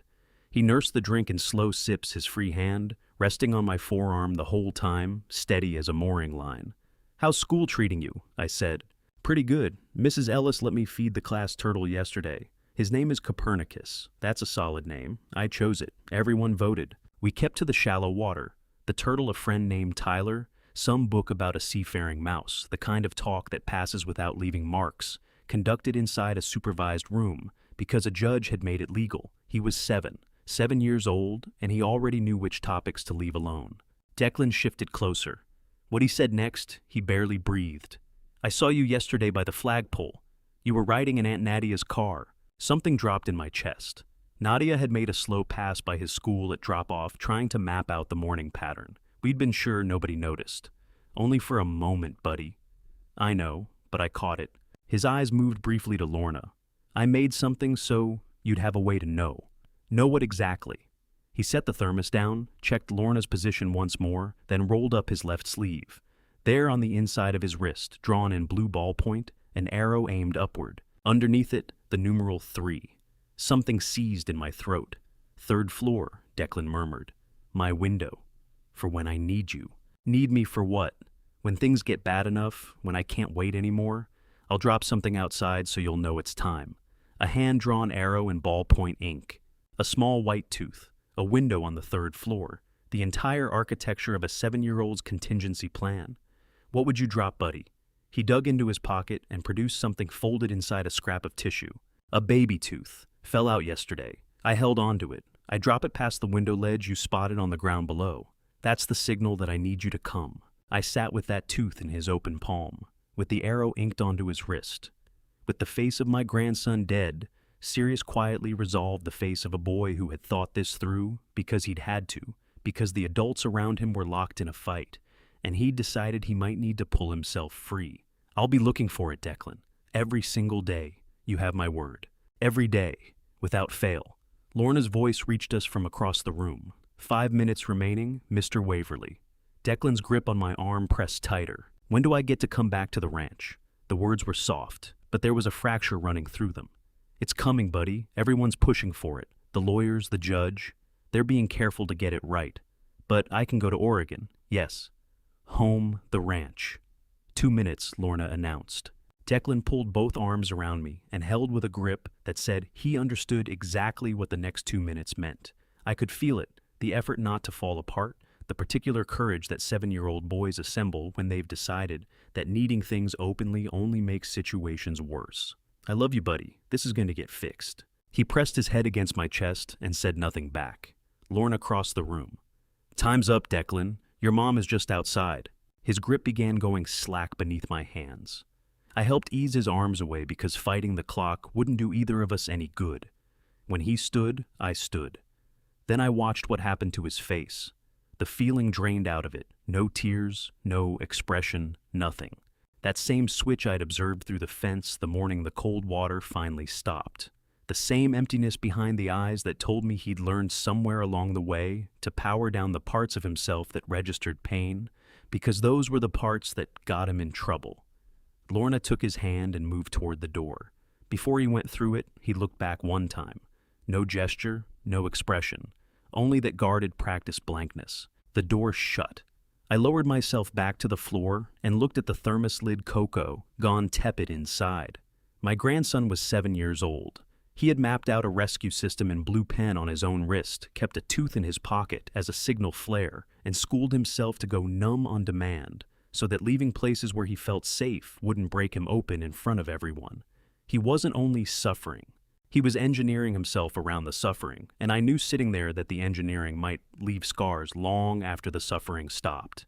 The countdown reached 0003, and the air left my lungs 72 hours since Nadia pulled the encrypted file off Eli's memory card. 3 seconds until I heard my dead son speak. 0002. Nadia was next to me on the motel bed, her fingers threading through mine. The laptop threw a pale glow across the dark room, the only light in our $15 per night room that smelled like stale coffee and broken dreams. 0001.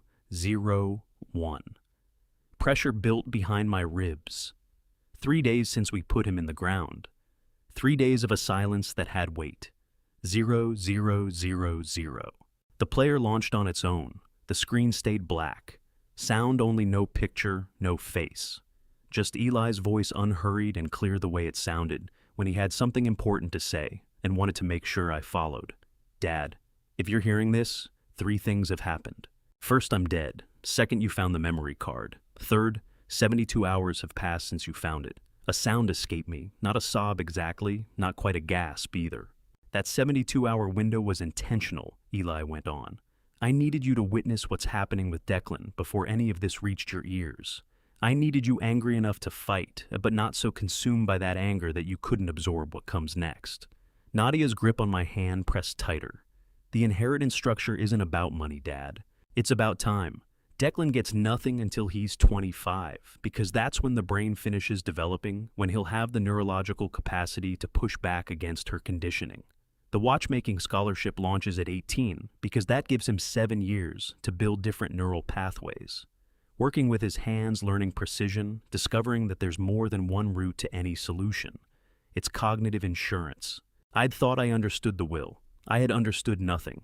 Raina will come after you for custody. She has no choice. Her entire sense of self is built on her parenting methodology. But this is what you need to understand. She isn't evil. She isn't cruel. She's caught. My jaw went rigid. The woman who had locked my grandson in closets wasn't cruel. I loved her once, Eli said, and something in his voice gave way slightly. Genuinely loved her. And I spent 3 years watching her get swallowed by this ideology. It's like a cult, Dad. She truly believes she's saving Declan every punishment, every restriction, every strange rule. In her mind, she's shielding him from becoming weak and entitled and a failure. She's terrified of getting it wrong. I thought back to the visitation. Earlier that day, Declan's small hand curled in mine, the way his body tensed when the ball came near us. The life insurance sits in the revocable trust, because I knew she'd move to drain it for legal fees. The scholarship is mandatory because I knew she'd refuse it if she had a choice. Every element of this structure is built to shield Declan from her beliefs, while keeping her from becoming the permanent villain in his life. 6 months gone, and his voice sounded the way it did when he'd just come in from the garage, about to show me whatever mechanism he'd been puzzling over. I could almost catch the scent of machine oil, the coffee he'd let go, cold because he'd forget about it the moment a problem caught his attention. You're going to want to take her apart in court, Eli said. You're going to want to prove she's unfit, strip her of custody entirely, make sure she never puts her hands on him again. And Dad, you'd probably manage it. The evidence is there. But that's not what I'm asking you to do. My eyes burned.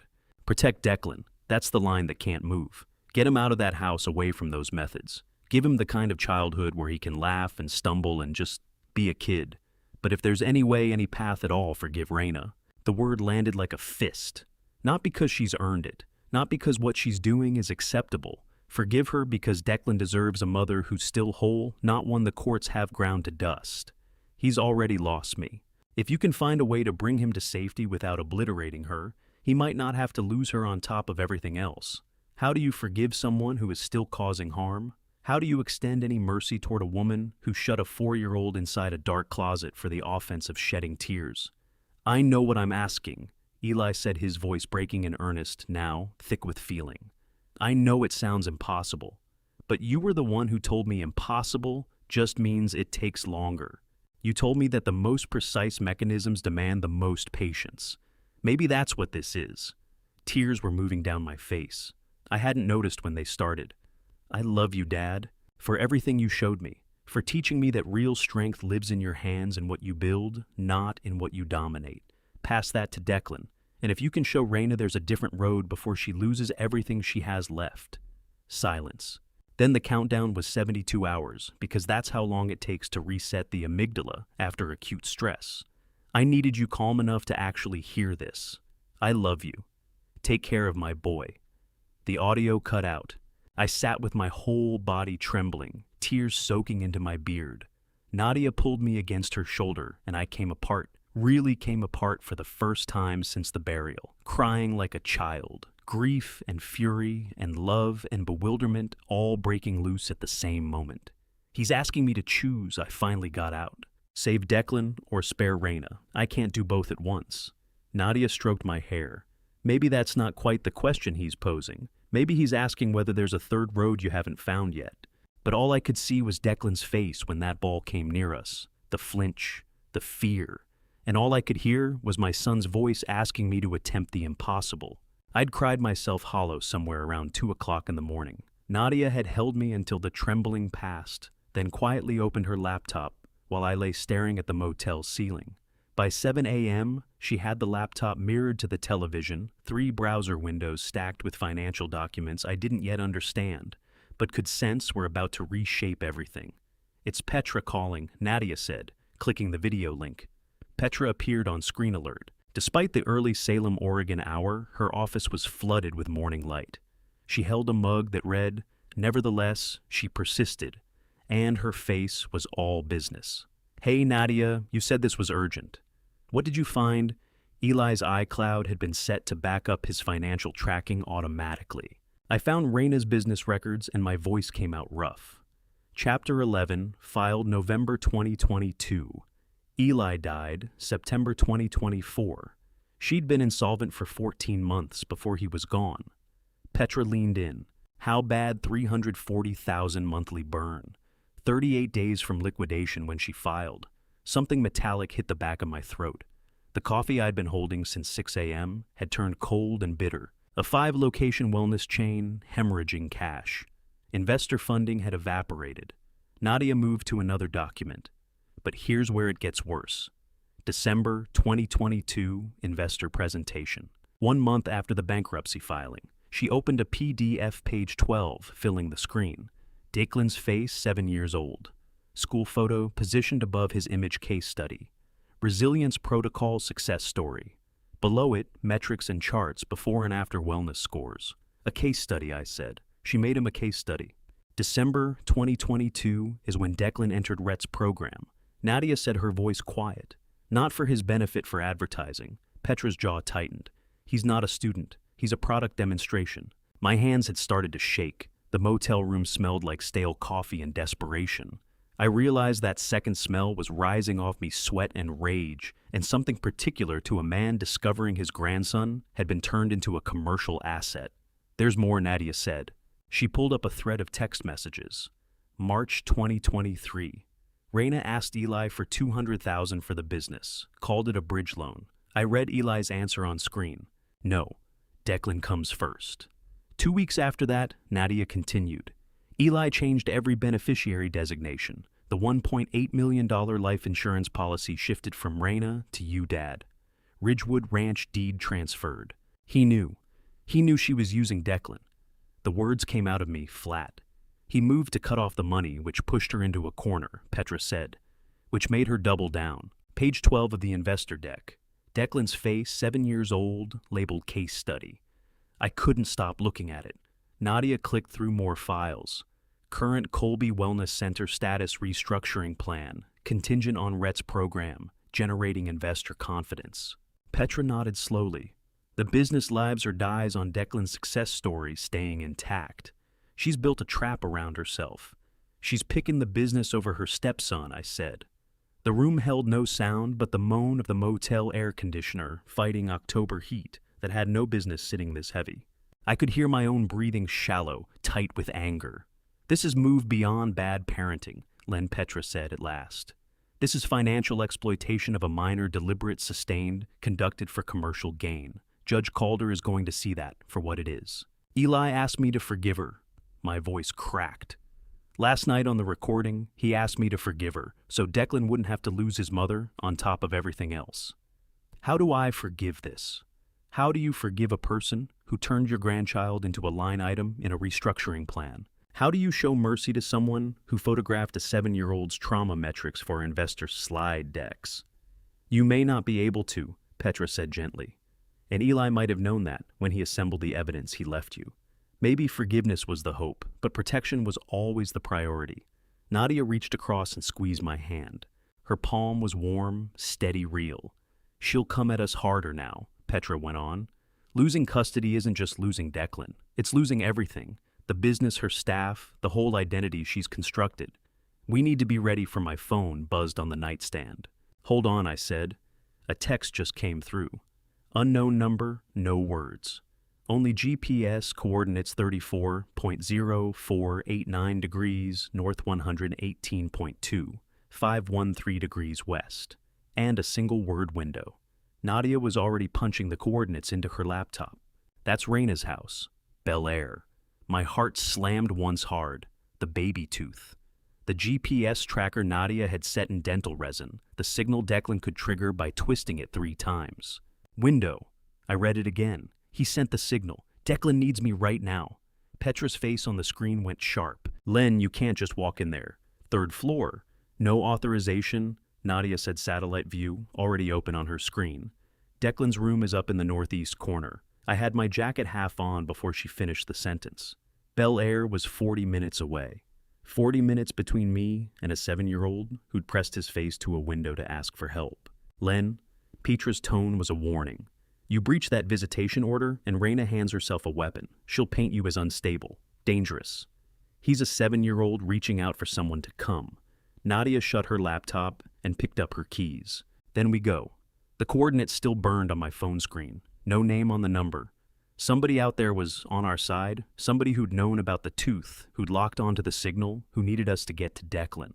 What I couldn't shake was Eli's voice from the night before, the way he'd asked me to watch over his son, and Declan's face staring up from page 12 of an investor deck cataloged like an asset. We're going, I said. Nadia's phone split the darkness of the motel room at 4 a.m. 1 alert, 1 line, AirTag moving. The blue dot on Declan's backpack was already 43 miles north and picking up speed aimed at the mountains. Len, wake up. He's moving. I came upright fast, still wearing most of yesterday's clothes from the attempt we'd had to abandon. We'd shown up at Raina's place just as Declan was being guided into her Mercedes R. Colby settled in the passenger seat. Nothing we could act on, not without revealing we'd been tracking him. The signal from the window had cut out. We'd made the drive back without a word between us. Now Nadia held her phone toward me, the screen a hard rectangle of light in the dark room. North, mountains, moving fast.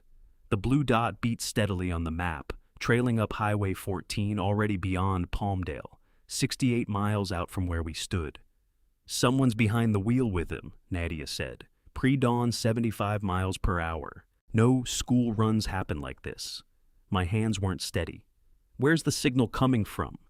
Eli tucked an AirTag into Declan's backpack 8 months before he died. I just looked at her. An AirTag. She'd pulled up the record 3 days ago, buried in his iCloud. School backpack Declan's. Registered April 2023. Eli had known. 8 months before the end, he'd seen this day coming. He'd understood that Raina would eventually move Declan somewhere out of reach, out of sight, and he'd made sure we'd have a thread to pull. He saw it coming, and he made sure we could follow, Nadia said, saying what I was already thinking. Copper on my tongue, I'd gnawed the inside of my cheek. The room carried the scent of old coffee and the stale breath of cheap carpet. I laced up my boots. Let me see the route. Nadia pulled back on the map. Highway 14, climbing north through Antelope Valley, past Lancaster, past Mojave. The blue dot pointed toward the dark edge of the map, where Angeles National Forest dissolved into Sierra Nevada wilderness. Where does she think she's going? Nadia's voice dropped all inflection. Somewhere isolated, somewhere his voice won't carry. I grabbed my jacket. We move. We were rolling by 530 Highway 14 under the tires. Truck holding 80 through open desert. Nadia ran navigation off the dash, mount the blue dot still pulsing ahead. Get Petra on the line, I said. Petra picked up on the second ring, wide awake. She'd been awake for hours, probably from the moment Nadia's first email hit about the bankruptcy. She took him where Petra's voice hardened mid-sentence. Sierra Nevada, mountains. We've got him on an AirTag Eli hid in the backpack. The silence lasted a beat. That's a violation of Judge Calder's order. She can't cross the state line without prior notification. I'm reaching the clerk right now. Emergency session 8:30. Click. Nadia was already pulling up the coordinates. Dot still moving, but slowing. Mountain grades. Distance. Maybe 63 miles. 90 minutes if she keeps this pace. The horizon behind us was starting to go gray. Ridgelines lifting out of darkness, black shapes cutting the early sky. October down in the city ran warm 80 degrees easy. Up at 6,000, 7,000 feet, it'd be a different world entirely. Petra rang back at 6:15. We got it. 8:30. Judge Calder's chambers. Clifford's being served notice. Raina shows up or she's in contempt. 4 hours. I said he's already up in those mountains. Will you make it to him before the gavel drops? I cut a look at Nadia. She was running numbers on the map, doing the math quietly. If the dot goes still, maybe. Go, Petra said, firm and simple. Calder's mine to deal with. Your job is Declan. The road sliced through scrubland, the brush pale and low in the pre-dawn gray. My engine settled into 85. That hum filled the cab steady and constant. Nadia read coordinates off every few minutes, mostly silence. The dot still moving, losing speed. Switchbacks now no question. Eli's voice came back to me, something from the recording. Gears pressed too tight will strip their teeth, but gears too loose won't engage. Precision is finding the pressure point where motion becomes possible without destruction. Raina had gone past that point a long time ago. The bankruptcy, the pitch decks. Declan's face used to sell a methodology. The court order she was now tearing through. All of it machinery seizing components, chewing into each other, tolerances blown. And here she was, hauling a 7-year-old toward a frozen mountain range before dawn. This was no training regimen. This was a system coming apart. When gears get forced past their limits, they don't bend, they break. Raina had crossed that line. Len. Nadia's voice landed sharp. He stopped. I pulled my eyes to the clock on the dash. 7:23 a.m. Nadia zoomed in, tight. Swarthout Canyon, Angeles National Forest. Elevation, 6,200 feet. She pushed through to the weather layer. The color left her face. 34 degrees. Dead zone, no cell coverage in a 12-mile radius. Ranger station sitting 12 miles to the south. The dot hadn't moved. Declan was there. 4 minutes stationary. I measured the gap on the map. 40 miles still between us. From here, switchbacks hard grades, speed limits physics would enforce even if I wouldn't. 90 minutes best case. The emergency hearing opened in 67. What is she actually doing up there? Nadia's voice barely above a breath. 34 degrees, a 7-year-old. What does she call this training? Not training. The words came out in a register I didn't quite recognize as my own. She's cornered. The financial evidence, the order she's violating, everything's caving in on her at once. She needs to demonstrate something to the investors, to herself, to anyone still willing to believe.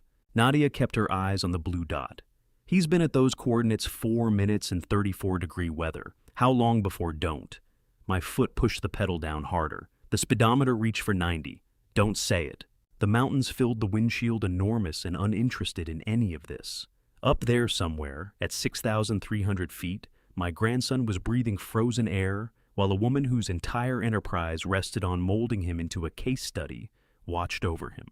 I had 90 minutes of road ahead. The hearing had 67 minutes on its clock. Nadia's screen showed the dot unmoving Declan's backpack at a set of coordinates surrounded by nothing but cold terrain and silence. Petra would already be en route to Judge Calder's chambers.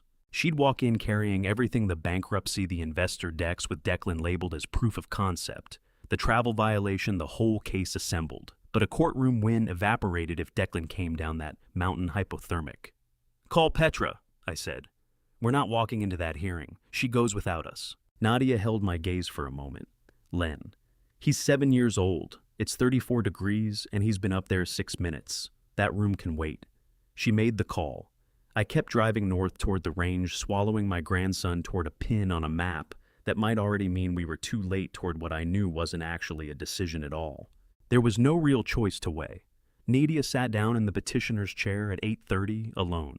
My open phone line rested in her purse, a quiet passenger, while I pushed 70 miles north toward a canyon that was freezing him.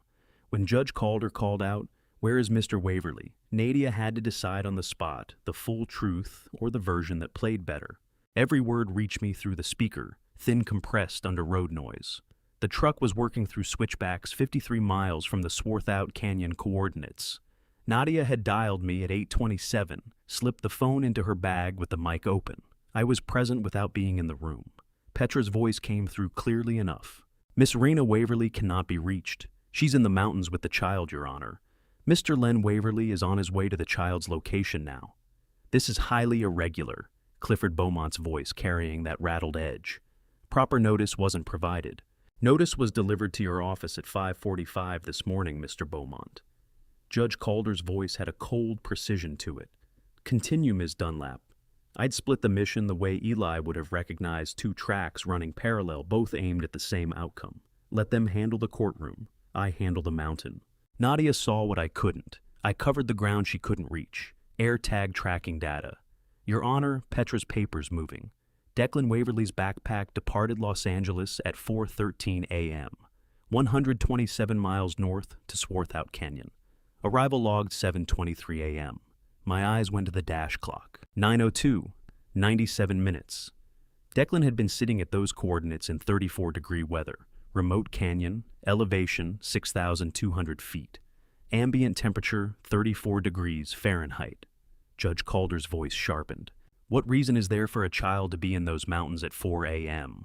Clifford Beaumont. We've had no contact with Miss Waverly. We can't provide her account, Your Honor. No signal up there. Even if Judge Calder signed an order this second, Raina would never see it. I bore down on the gas, 48 miles out. A spontaneous family outing, Your Honor. Clifford steadying himself, building his case. Educational outdoor experience. Well, within parental discretion for wellness activities. Up at 4 a.m. is not spontaneous, Mr. Beaumont. It's covert. There was an edge in Petra's voice I'd never caught before. No cell coverage means zero emergency contact. 34 degrees is no temperature for a 7-year-old with documented cold sensitivity. The question of how Mr. Waverly obtained this tracking data raises serious privacy concerns. The child's father placed the tracker Mr. Beaumont. Next argument. Eli had done it. 8 months before the end, he'd pictured exactly this kind of morning and made sure we'd have the means to find Declan. I held the steering wheel tight enough to whiten my knuckles. Then silence fell on the line. Total silence, nothing but the muted rub of Nadia's purse fabric against the phone mic. I counted. 1, 2, 3, 10 full seconds. Nadia was counting too. I'd taught her that. When Judge Calder's voice returned, something in it had changed. Harder, settled. A 4 a.m. departure to a remote location with no communication access is not spontaneous, Mr. Beaumont. It is deliberate. I heard Clifford shift weight in his chair, leather sighing through the line. The respondent's failure to appear at this emergency session only deepens the violation. This court finds substantial evidence of willful disregard for the temporary protective order. My truck came over a ridge. Angeles National Forest opened out below us, mountain layers wrapped in morning haze. Somewhere inside, all that Declan sat at coordinates that hadn't changed in 104 minutes. Emergency order. The child's movement outside Los Angeles County is suspended. He must be returned to his primary residence by 6 p.m. today. 6 o'clock, 9 hours out. I'd reached the coordinates in 47 minutes. The sheriff's department is being notified and will assist with enforcement if compliance is not immediate. Next session scheduled for 9 a.m. tomorrow to address custody modification. Your Honor, this timeline is not workable. Miss Waverly created this timeline when she left at 4 a.m. Mr. Beaumont, 6 o'clock today. Gavel. Session closed. I heard Nadia moving heels on courthouse tile. A door. Then her voice open air now, phone freed from her bag. Len, are you still there? I'm here. You caught all of it. My phone buzzed in the dash mount. Text from Nadia. Court says Declan back by 6 p.m., sheriff notified. You have legal authority now. Legal authority. The phrase sat flat and empty. I had paperwork being drafted in a courthouse 90 miles behind me, while my grandson breathed frozen air at an altitude where hypothermia claims adults in under 2 hours and children faster. Another text. Len, did you get that I let it sit? My attention was locked on the road ahead, watching for the turnoff to Forest Service Road, 3N17, leading into Swarthout Canyon. Third text. Len, the court order means you can bring him home. That's legal authority granted at 8:51. Declan's still freezing at 6,000 feet. I understood what Nadia was thinking. We'd won in there. Judge Calder had ruled for us, handed down emergency orders, put the sheriff on notice. Everything we'd pushed the legal system for, we'd gotten. But Raina wasn't reading anything in a canyon with no signal, no texts, no emails, no calls reaching her out there. She was somewhere in that wilderness with Declan doing whatever her desperate bankrupt methodology-obsessed mind told her would prove something about resilience. A court order can't block hypothermia. A sheriff's notification can't warm a child's skin. Processing paperwork takes hours. Deputies need time to mobilize. Search teams don't materialize on the spot. Declan had been sitting still at those coordinates for 109 minutes. I found the 3N17 marker and turned off. Gravel surface barely kept up rising toward the canyon. 32 miles remaining on roads that would hold me to 40, maybe 30 on the switchbacks. Nadia's voice came through the phone. "You're not turning back." Not a question. No, because the court order doesn't do anything if he's hypothermic. The court order matters, I said. It means when I get there, I can walk him out legally, but it doesn't shorten the distance. It doesn't make Raina pick up a phone that has no service. It doesn't change what the cold does to a small body. I could hear Nadia breathing on the line. "What do you need from me? Watch the air tag. Any movement, tell me right away. If it goes still and then starts moving again, call me before anything else." And Nadia, "Yeah, tell Petra she did well. But I'm not sitting here waiting on a deputy to drive 4 hours and maybe find the right canyon road." Quiet on the line. Then her voice lower. "I know." I ended the call and put my focus back on the road. Gravel climbing now. My truck's suspension knocked and groaned through the ruts carved by spring runoff. The outside temperature on my dash read 41 degrees, and I was still 2,000 feet below the coordinates. We had the ruling. Judge Calder had given us everything we'd asked for, but a court order in your hand means nothing next to a dead child. I drove faster.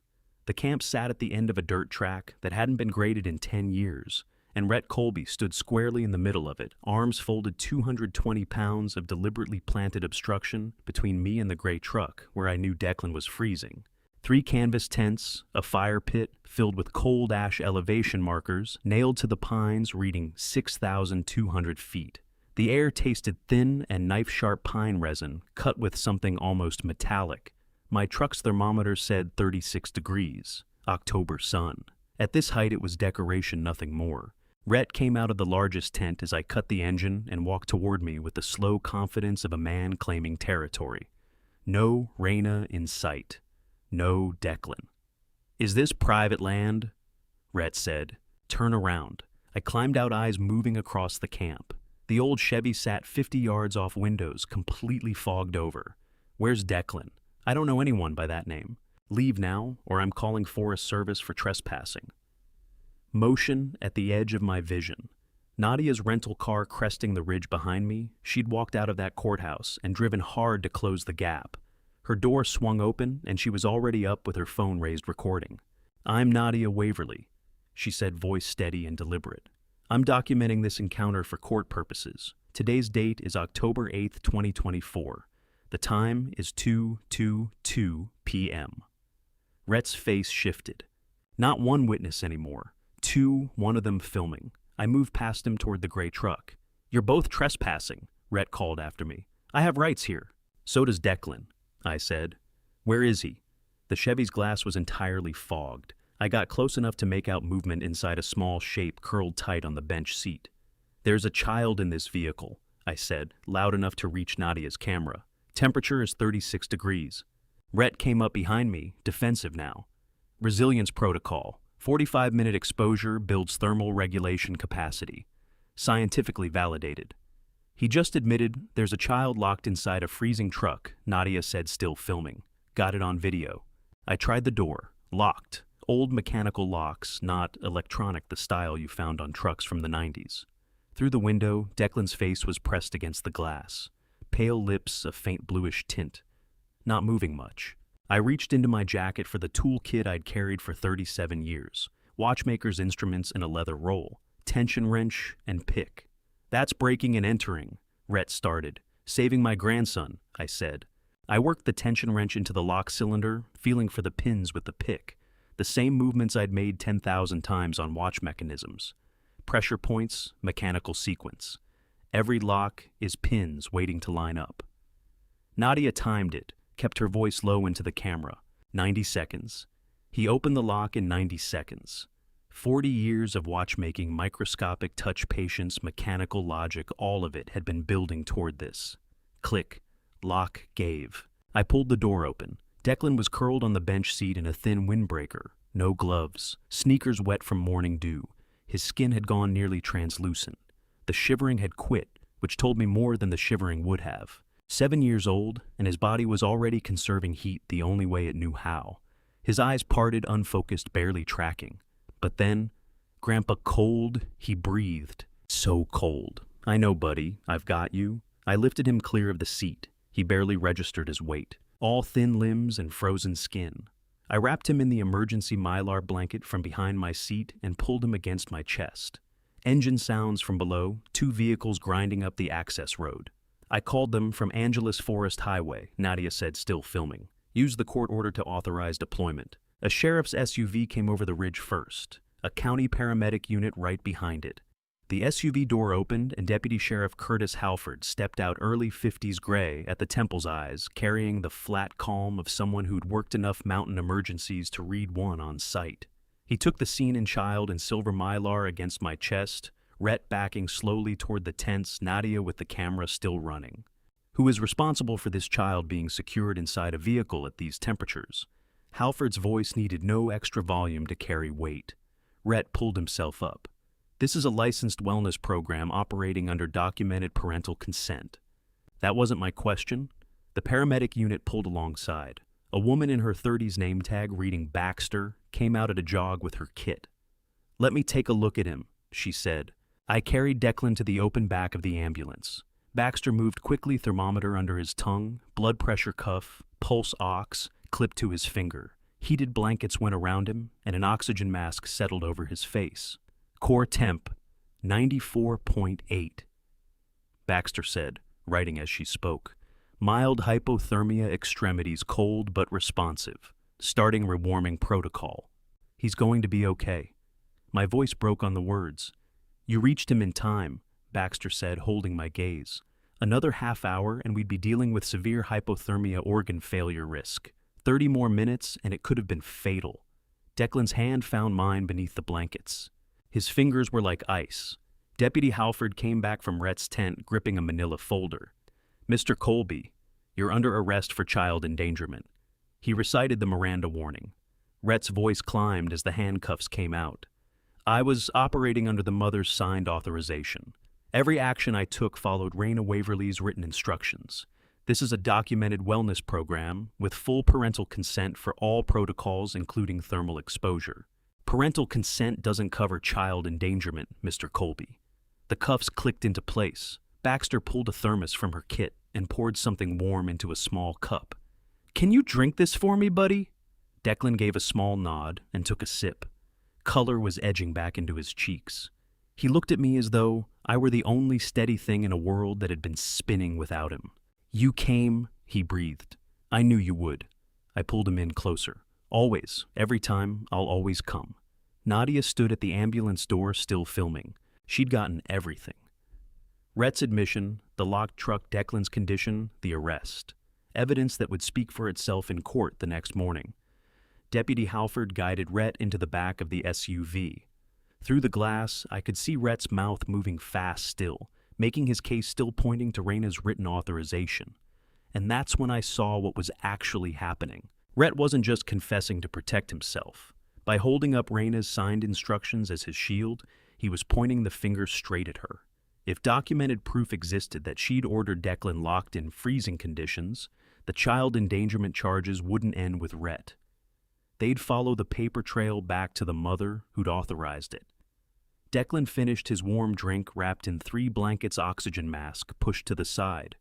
He looked small and fragile and alive. Can we go home now? He asked. To Oregon, to the ranch. I looked at Nadia. She lowered her phone. Soon, I said. Very soon. Declan's fingers had warmed enough now to grip the hospital blanket properly. And when he asked, Grandpa, are you scared? I realized this 7-year-old who'd just survived a locked truck on a freezing mountain was the one worrying about me. The hospital room held steady at 74 degrees. I'd looked at the thermostat 3 times. Declan was settled in heated blankets and IV drip, running for rehydration. The pallor was gone from his face, replaced by color, real color. The doctor had confirmed mild hypothermia and expected a full recovery. Overnight observation as a precaution. The shivering had stopped hours back. It's really warm in here, Declan said. 74 degrees warm on purpose. I like warm. I pulled the chair closer. Outside, October dark had come down over the mountains. 7:15 p.m., 4 hours since the ambulance had brought him down from Swarthout Canyon. "Grandpa, are you scared?" I thought about giving him the easy answer. Considered no, everything's fine, grown-ups don't get frightened. But Declan had lived through months where honesty got penalized and performance got rewarded. He was owed something better. "Yeah, buddy, I was really scared." He studied me with those Eli eyes turning it over. "What scared you?" "Losing you. Making the wrong call. Not getting there in time." Declan was quiet, fingers working the blanket edge. "Then, is being scared bad?" "No. Fear tells you what matters to you. It means you have something worth protecting." He sat with that, the way a child sits with something they're trying to fit inside an existing framework, checking it against every rule they've learned to watch out for. "Were you afraid when you opened the truck?" "Terrified. But the fear steadied me, made my hands precise, like the gears and watches. I smiled in spite of everything, exactly like that. Fear is a mainspring in a watch, compressed, coiled, holding energy. Ignore it, and the pressure builds until something gives. Acknowledge it, and you can put that energy to work." Declan nodded, deliberate. "The truck lock. You were scared, but your hands didn't shake. Being scared doesn't mean being frozen. It means being careful with what matters." He let go of the blanket and took my hand instead. His fingers were warm now, blood moving the way it should. "I was scared too," he whispered. "In the truck. It got so cold and I couldn't get out. And Rhett said it was supposed to be good for me. But you're safe now? I knew you'd come. Even when I was really cold, I knew." Footsteps in the hall. Nadia appeared in the doorway, tired but carrying 2 cups of coffee. "Rhett's in county lockup," she said quietly. "Child endangerment charges filed. What about Raina Sheriff has Rhett's statement? He's saying she authorized the whole thing. Emergency hearing tomorrow at 9 a.m. Declan's grip tightened on my hand. "Do you want me to stay?" Nadia asked. I shook my head. "Get some rest." After she left, Declan and I stayed in the quiet together. The hospital room hummed with its machinery monitors, tracing vitals, the heating, holding everything at that careful 74 degrees. The air carried antiseptic and warm blankets, and something that felt close to safety. Fear is a mainspring, compressed, holding energy. Ignore it, and something breaks. 8:20 p.m. Different steps in the hall, heavier ones. I braced for Clifford Beaumont, expected security, expected Raina arriving armored with her legal team. The door opened. Raina Waverly stood alone. No attorney beside her, no assistant trailing behind. No defensive perimeter of any kind. Just her in jeans and a sweater I'd never seen her in before. She looked like someone who'd driven 4 hours without a single stop. First time I'd seen her without the executive armor on. She stopped at the threshold, took in Declan in the hospital bed, took in me, turned back to Declan. 32 seconds of silence.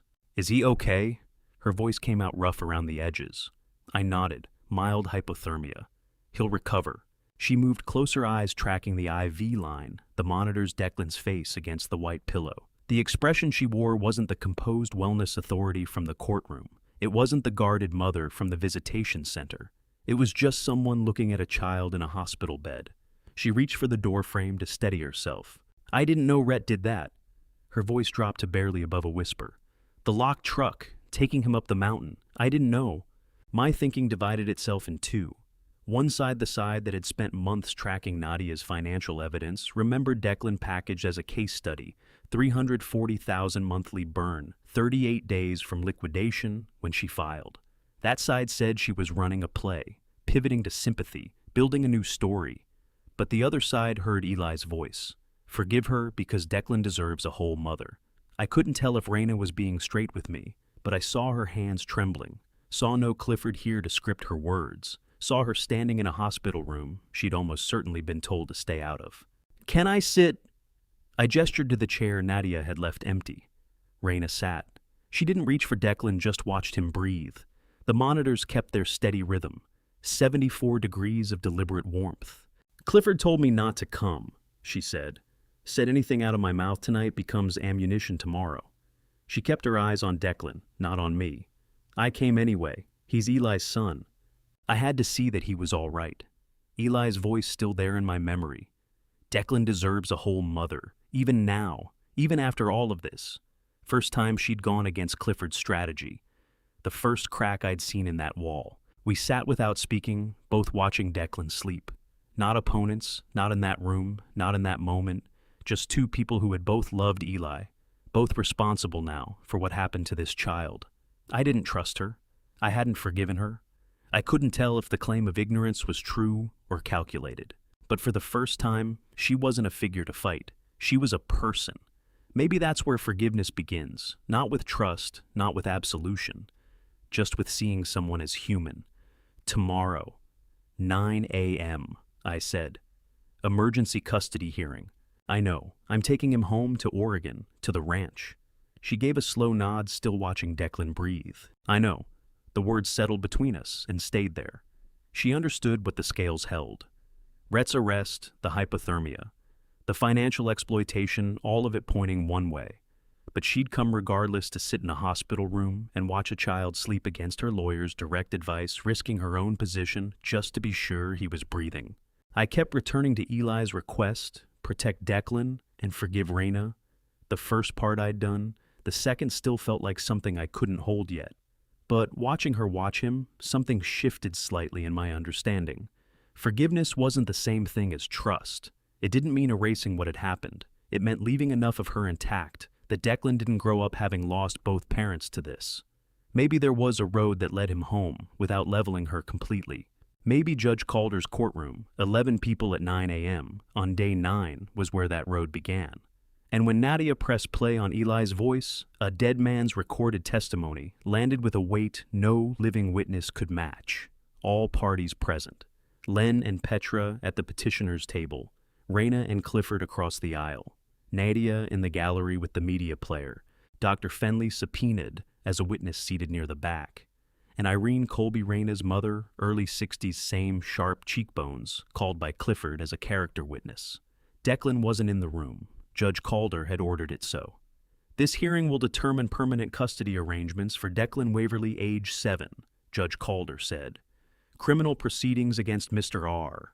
Colby are separate matters. Proceed counsel. Clifford rose. Your Honor, we've called Miss Raina Waverly's mother, Irene Colby, to speak to the family environment and Miss Waverly's dedication as a parent. And we have Eli Waverly's voice, Petra cut in. Recorded before his death, speaking directly to this situation. Judge Calder looked at Nadia. Play it. Nadia pressed the button. The courtroom speakers crackled. Then Eli's voice filled the room. Dad, if you're hearing this, 3 things have happened. First, I'm dead. Second, you found the memory card. Third, 72 hours have passed since you found it. Raina's knuckles went white against the table edge. Eli's voice ran for 3 minutes, 17 seconds. The inheritance explanation. The brain development timeline. Raina trapped inside her own methodology, unable to stop without admitting she'd damaged Declan. And then that impossible ask, protect Declan, forgive her if you can, because Declan deserved a whole mother. Judge Calder took notes. Clifford's face showed his strategy coming apart at the seams. You can't cross-examine a dead father's recorded voice. When the recording ended, silence held for 10 seconds. Mr. Beaumont, Judge Calder said, Your witness. Clifford called Irene Colby to the stand. She took the oath, looking uneasy, shooting a glance at Raina for reassurance. Mrs. Colby, please speak to your daughter's commitment to Declan's development. Irene sat straighter. Raina has been wholly dedicated. She put everything in her time, her resources, her own business capital into Rhett's program. She genuinely believed Declan needed structure resilience training that would prepare him for. Thank you, Clifford said. No further questions. Petra stood. Mrs. Colby, did Eli ever raise concerns with you about how Declan was being treated? Irene paused, glanced toward Raina, then back at Petra. Well, he phoned me last February, said he felt Rhett was pushing too hard. But Raina told us the methodology was sound, that Eli just didn't understand the research. Eli raised those concerns 7 months before he died, Petra said quietly, and Miss Waverly dismissed them. No further questions. Clifford objected too late. The admission was already on the record. Dr. Fenley testified the next medical records documenting cold sensitivity, the bruising, the pattern of concerns. Then she reached into her bag. During Declan's October exam, he showed me something he'd hidden in his backpack. A drawing. She passed it to the bailiff, who handed it up to Judge Calder. It's a map, Dr. Fenley said. Third floor to ground level bedroom window marked a path traced down to the street. An escape route. Judge Calder studied the crayon drawing. A 7-year-old drew an evacuation plan from his own home. Yes, Your Honor, children don't map exits out of places where they feel safe. Declan's escape map, third floor window path to the street, 7 years old, and already working out how to get out. I tasted copper, realized I'd bitten my cheek again. Judge Calder called a 20-minute recess. When we reconvened, her face had settled into something that looked like resolution. Eli Waverly's will stands as executed. Mr. Len Waverly receives Ridgewood Ranch, and life insurance proceeds as Eli intended. Clifford started to rise. Calder lifted one hand. Custody primary guardian Len Waverly, 6 months annually at Ridgewood Ranch, Oregon. Supervised visitation, Raina Waverly, 6 months annually. Licensed therapist required at all visits. Monthly progress reports mandatory. No cold exposure protocols of any kind. Mr. R. Colby is permanently barred from any contact with the minor child. The gavel came down. We'd won. Split custody, not the outright victory, but Declan would be safe. Half the year with me, half with Raina, under terms that would prevent another locked truck, another freezing protocol. I should have felt triumph. What I felt instead was Eli's voice saying, "He needs you both." 1 week later, I was sitting in my truck in the courthouse parking lot, watching Raina walk out of the building alone. No Clifford, no assistant, just her carrying a manila envelope bankruptcy notice. I recognized the county clerk's seal. I sat there watching for 2 minutes before I made up my mind. The business card was in my jacket pocket. Garrett Aldrich, bankruptcy attorney. Nadia had tracked him down, a specialist in restructuring wellness businesses, fair rates, solid reputation. I crossed the parking lot. Raina looked up when my shadow fell across her paperwork. Garrett Aldrich, I said, extending the card. Bankruptcy attorney. He'll restructure the Colby program, clear the debts. She stared at the card. With whose money? Eli's life insurance. The money he left me to protect Declan. Why would you do that after everything? Eli's voice moving through my memory. He needs you both, even from the grave, still asking the impossible. Not because you've earned it, I said, because Declan deserves a whole mother. That's what Eli asked me for. Her hand was shaking as she held the card. What do you want back from me? Show up for the supervised visits. Be honest in therapy. Stop leaning on Declan to rescue your business. I held her gaze. When Declan asks me about you, I want to be able to tell him his mother is working on becoming better. That's the deal. Raina's throat moved. She couldn't find words, just nodded. Okay, she finally said, barely above a breath. I walked back to my truck. Behind me, Raina sat holding that bankruptcy card, the way someone grips a rope thrown from a ledge. The money Eli had shielded from her, now the thing that might save her company. Not because she'd earned it, because Declan needed her whole, not finished. 47 employees would keep their positions. 5 locations would stay open. And maybe Raina would use the second chance to become the mother Eli believed she could still be. Or maybe I'd just cleared the path for another disaster. But sitting in that hospital room, watching her defy Clifford's counsel, seeing the first real crack appear, I'd understood something. Eli's request wasn't really about Raina, it was about Declan. A child needs to believe his mother has the capacity to be better, needs that hope to hold on to, even when the evidence runs the other direction. I started the truck. 6 months before the first supervised visit. 6 months for Raina to rebuild her business and herself. 6 months for me and Declan to mend at Ridgewood Ranch before we'd find out whether forgiveness had been wisdom or a costly mistake. Eli's voice on that recording. Impossible just means it takes longer. Maybe he'd been right. Maybe. The pilot light caught on Declan's first try, and the flame burned blue. Not yellow, not orange. Blue. The way Eli had once shown me meant everything was calibrated right. I'd explained it to Declan 3 minutes earlier, using the exact same words my son had used when he was 17. Learning to service the gas heater in my old Medford shop. Blue means the temperature is just right, like gears that fit. Declan pulled back the long match and looked at the flame as though he'd built something that would last. I did it right, Grandpa? You did. He said it without checking whether he was allowed to be proud. That was new. 3 months back, he'd have looked to the nearest adult first to find out if a success was permitted to feel like one. Raina sat on the apartment floor behind us, arms around her knees, watching her stepson light her fireplace. She hadn't coached him, hadn't corrected his grip, hadn't tried to fold the moment into some program outcome. She'd just watched. That was new too.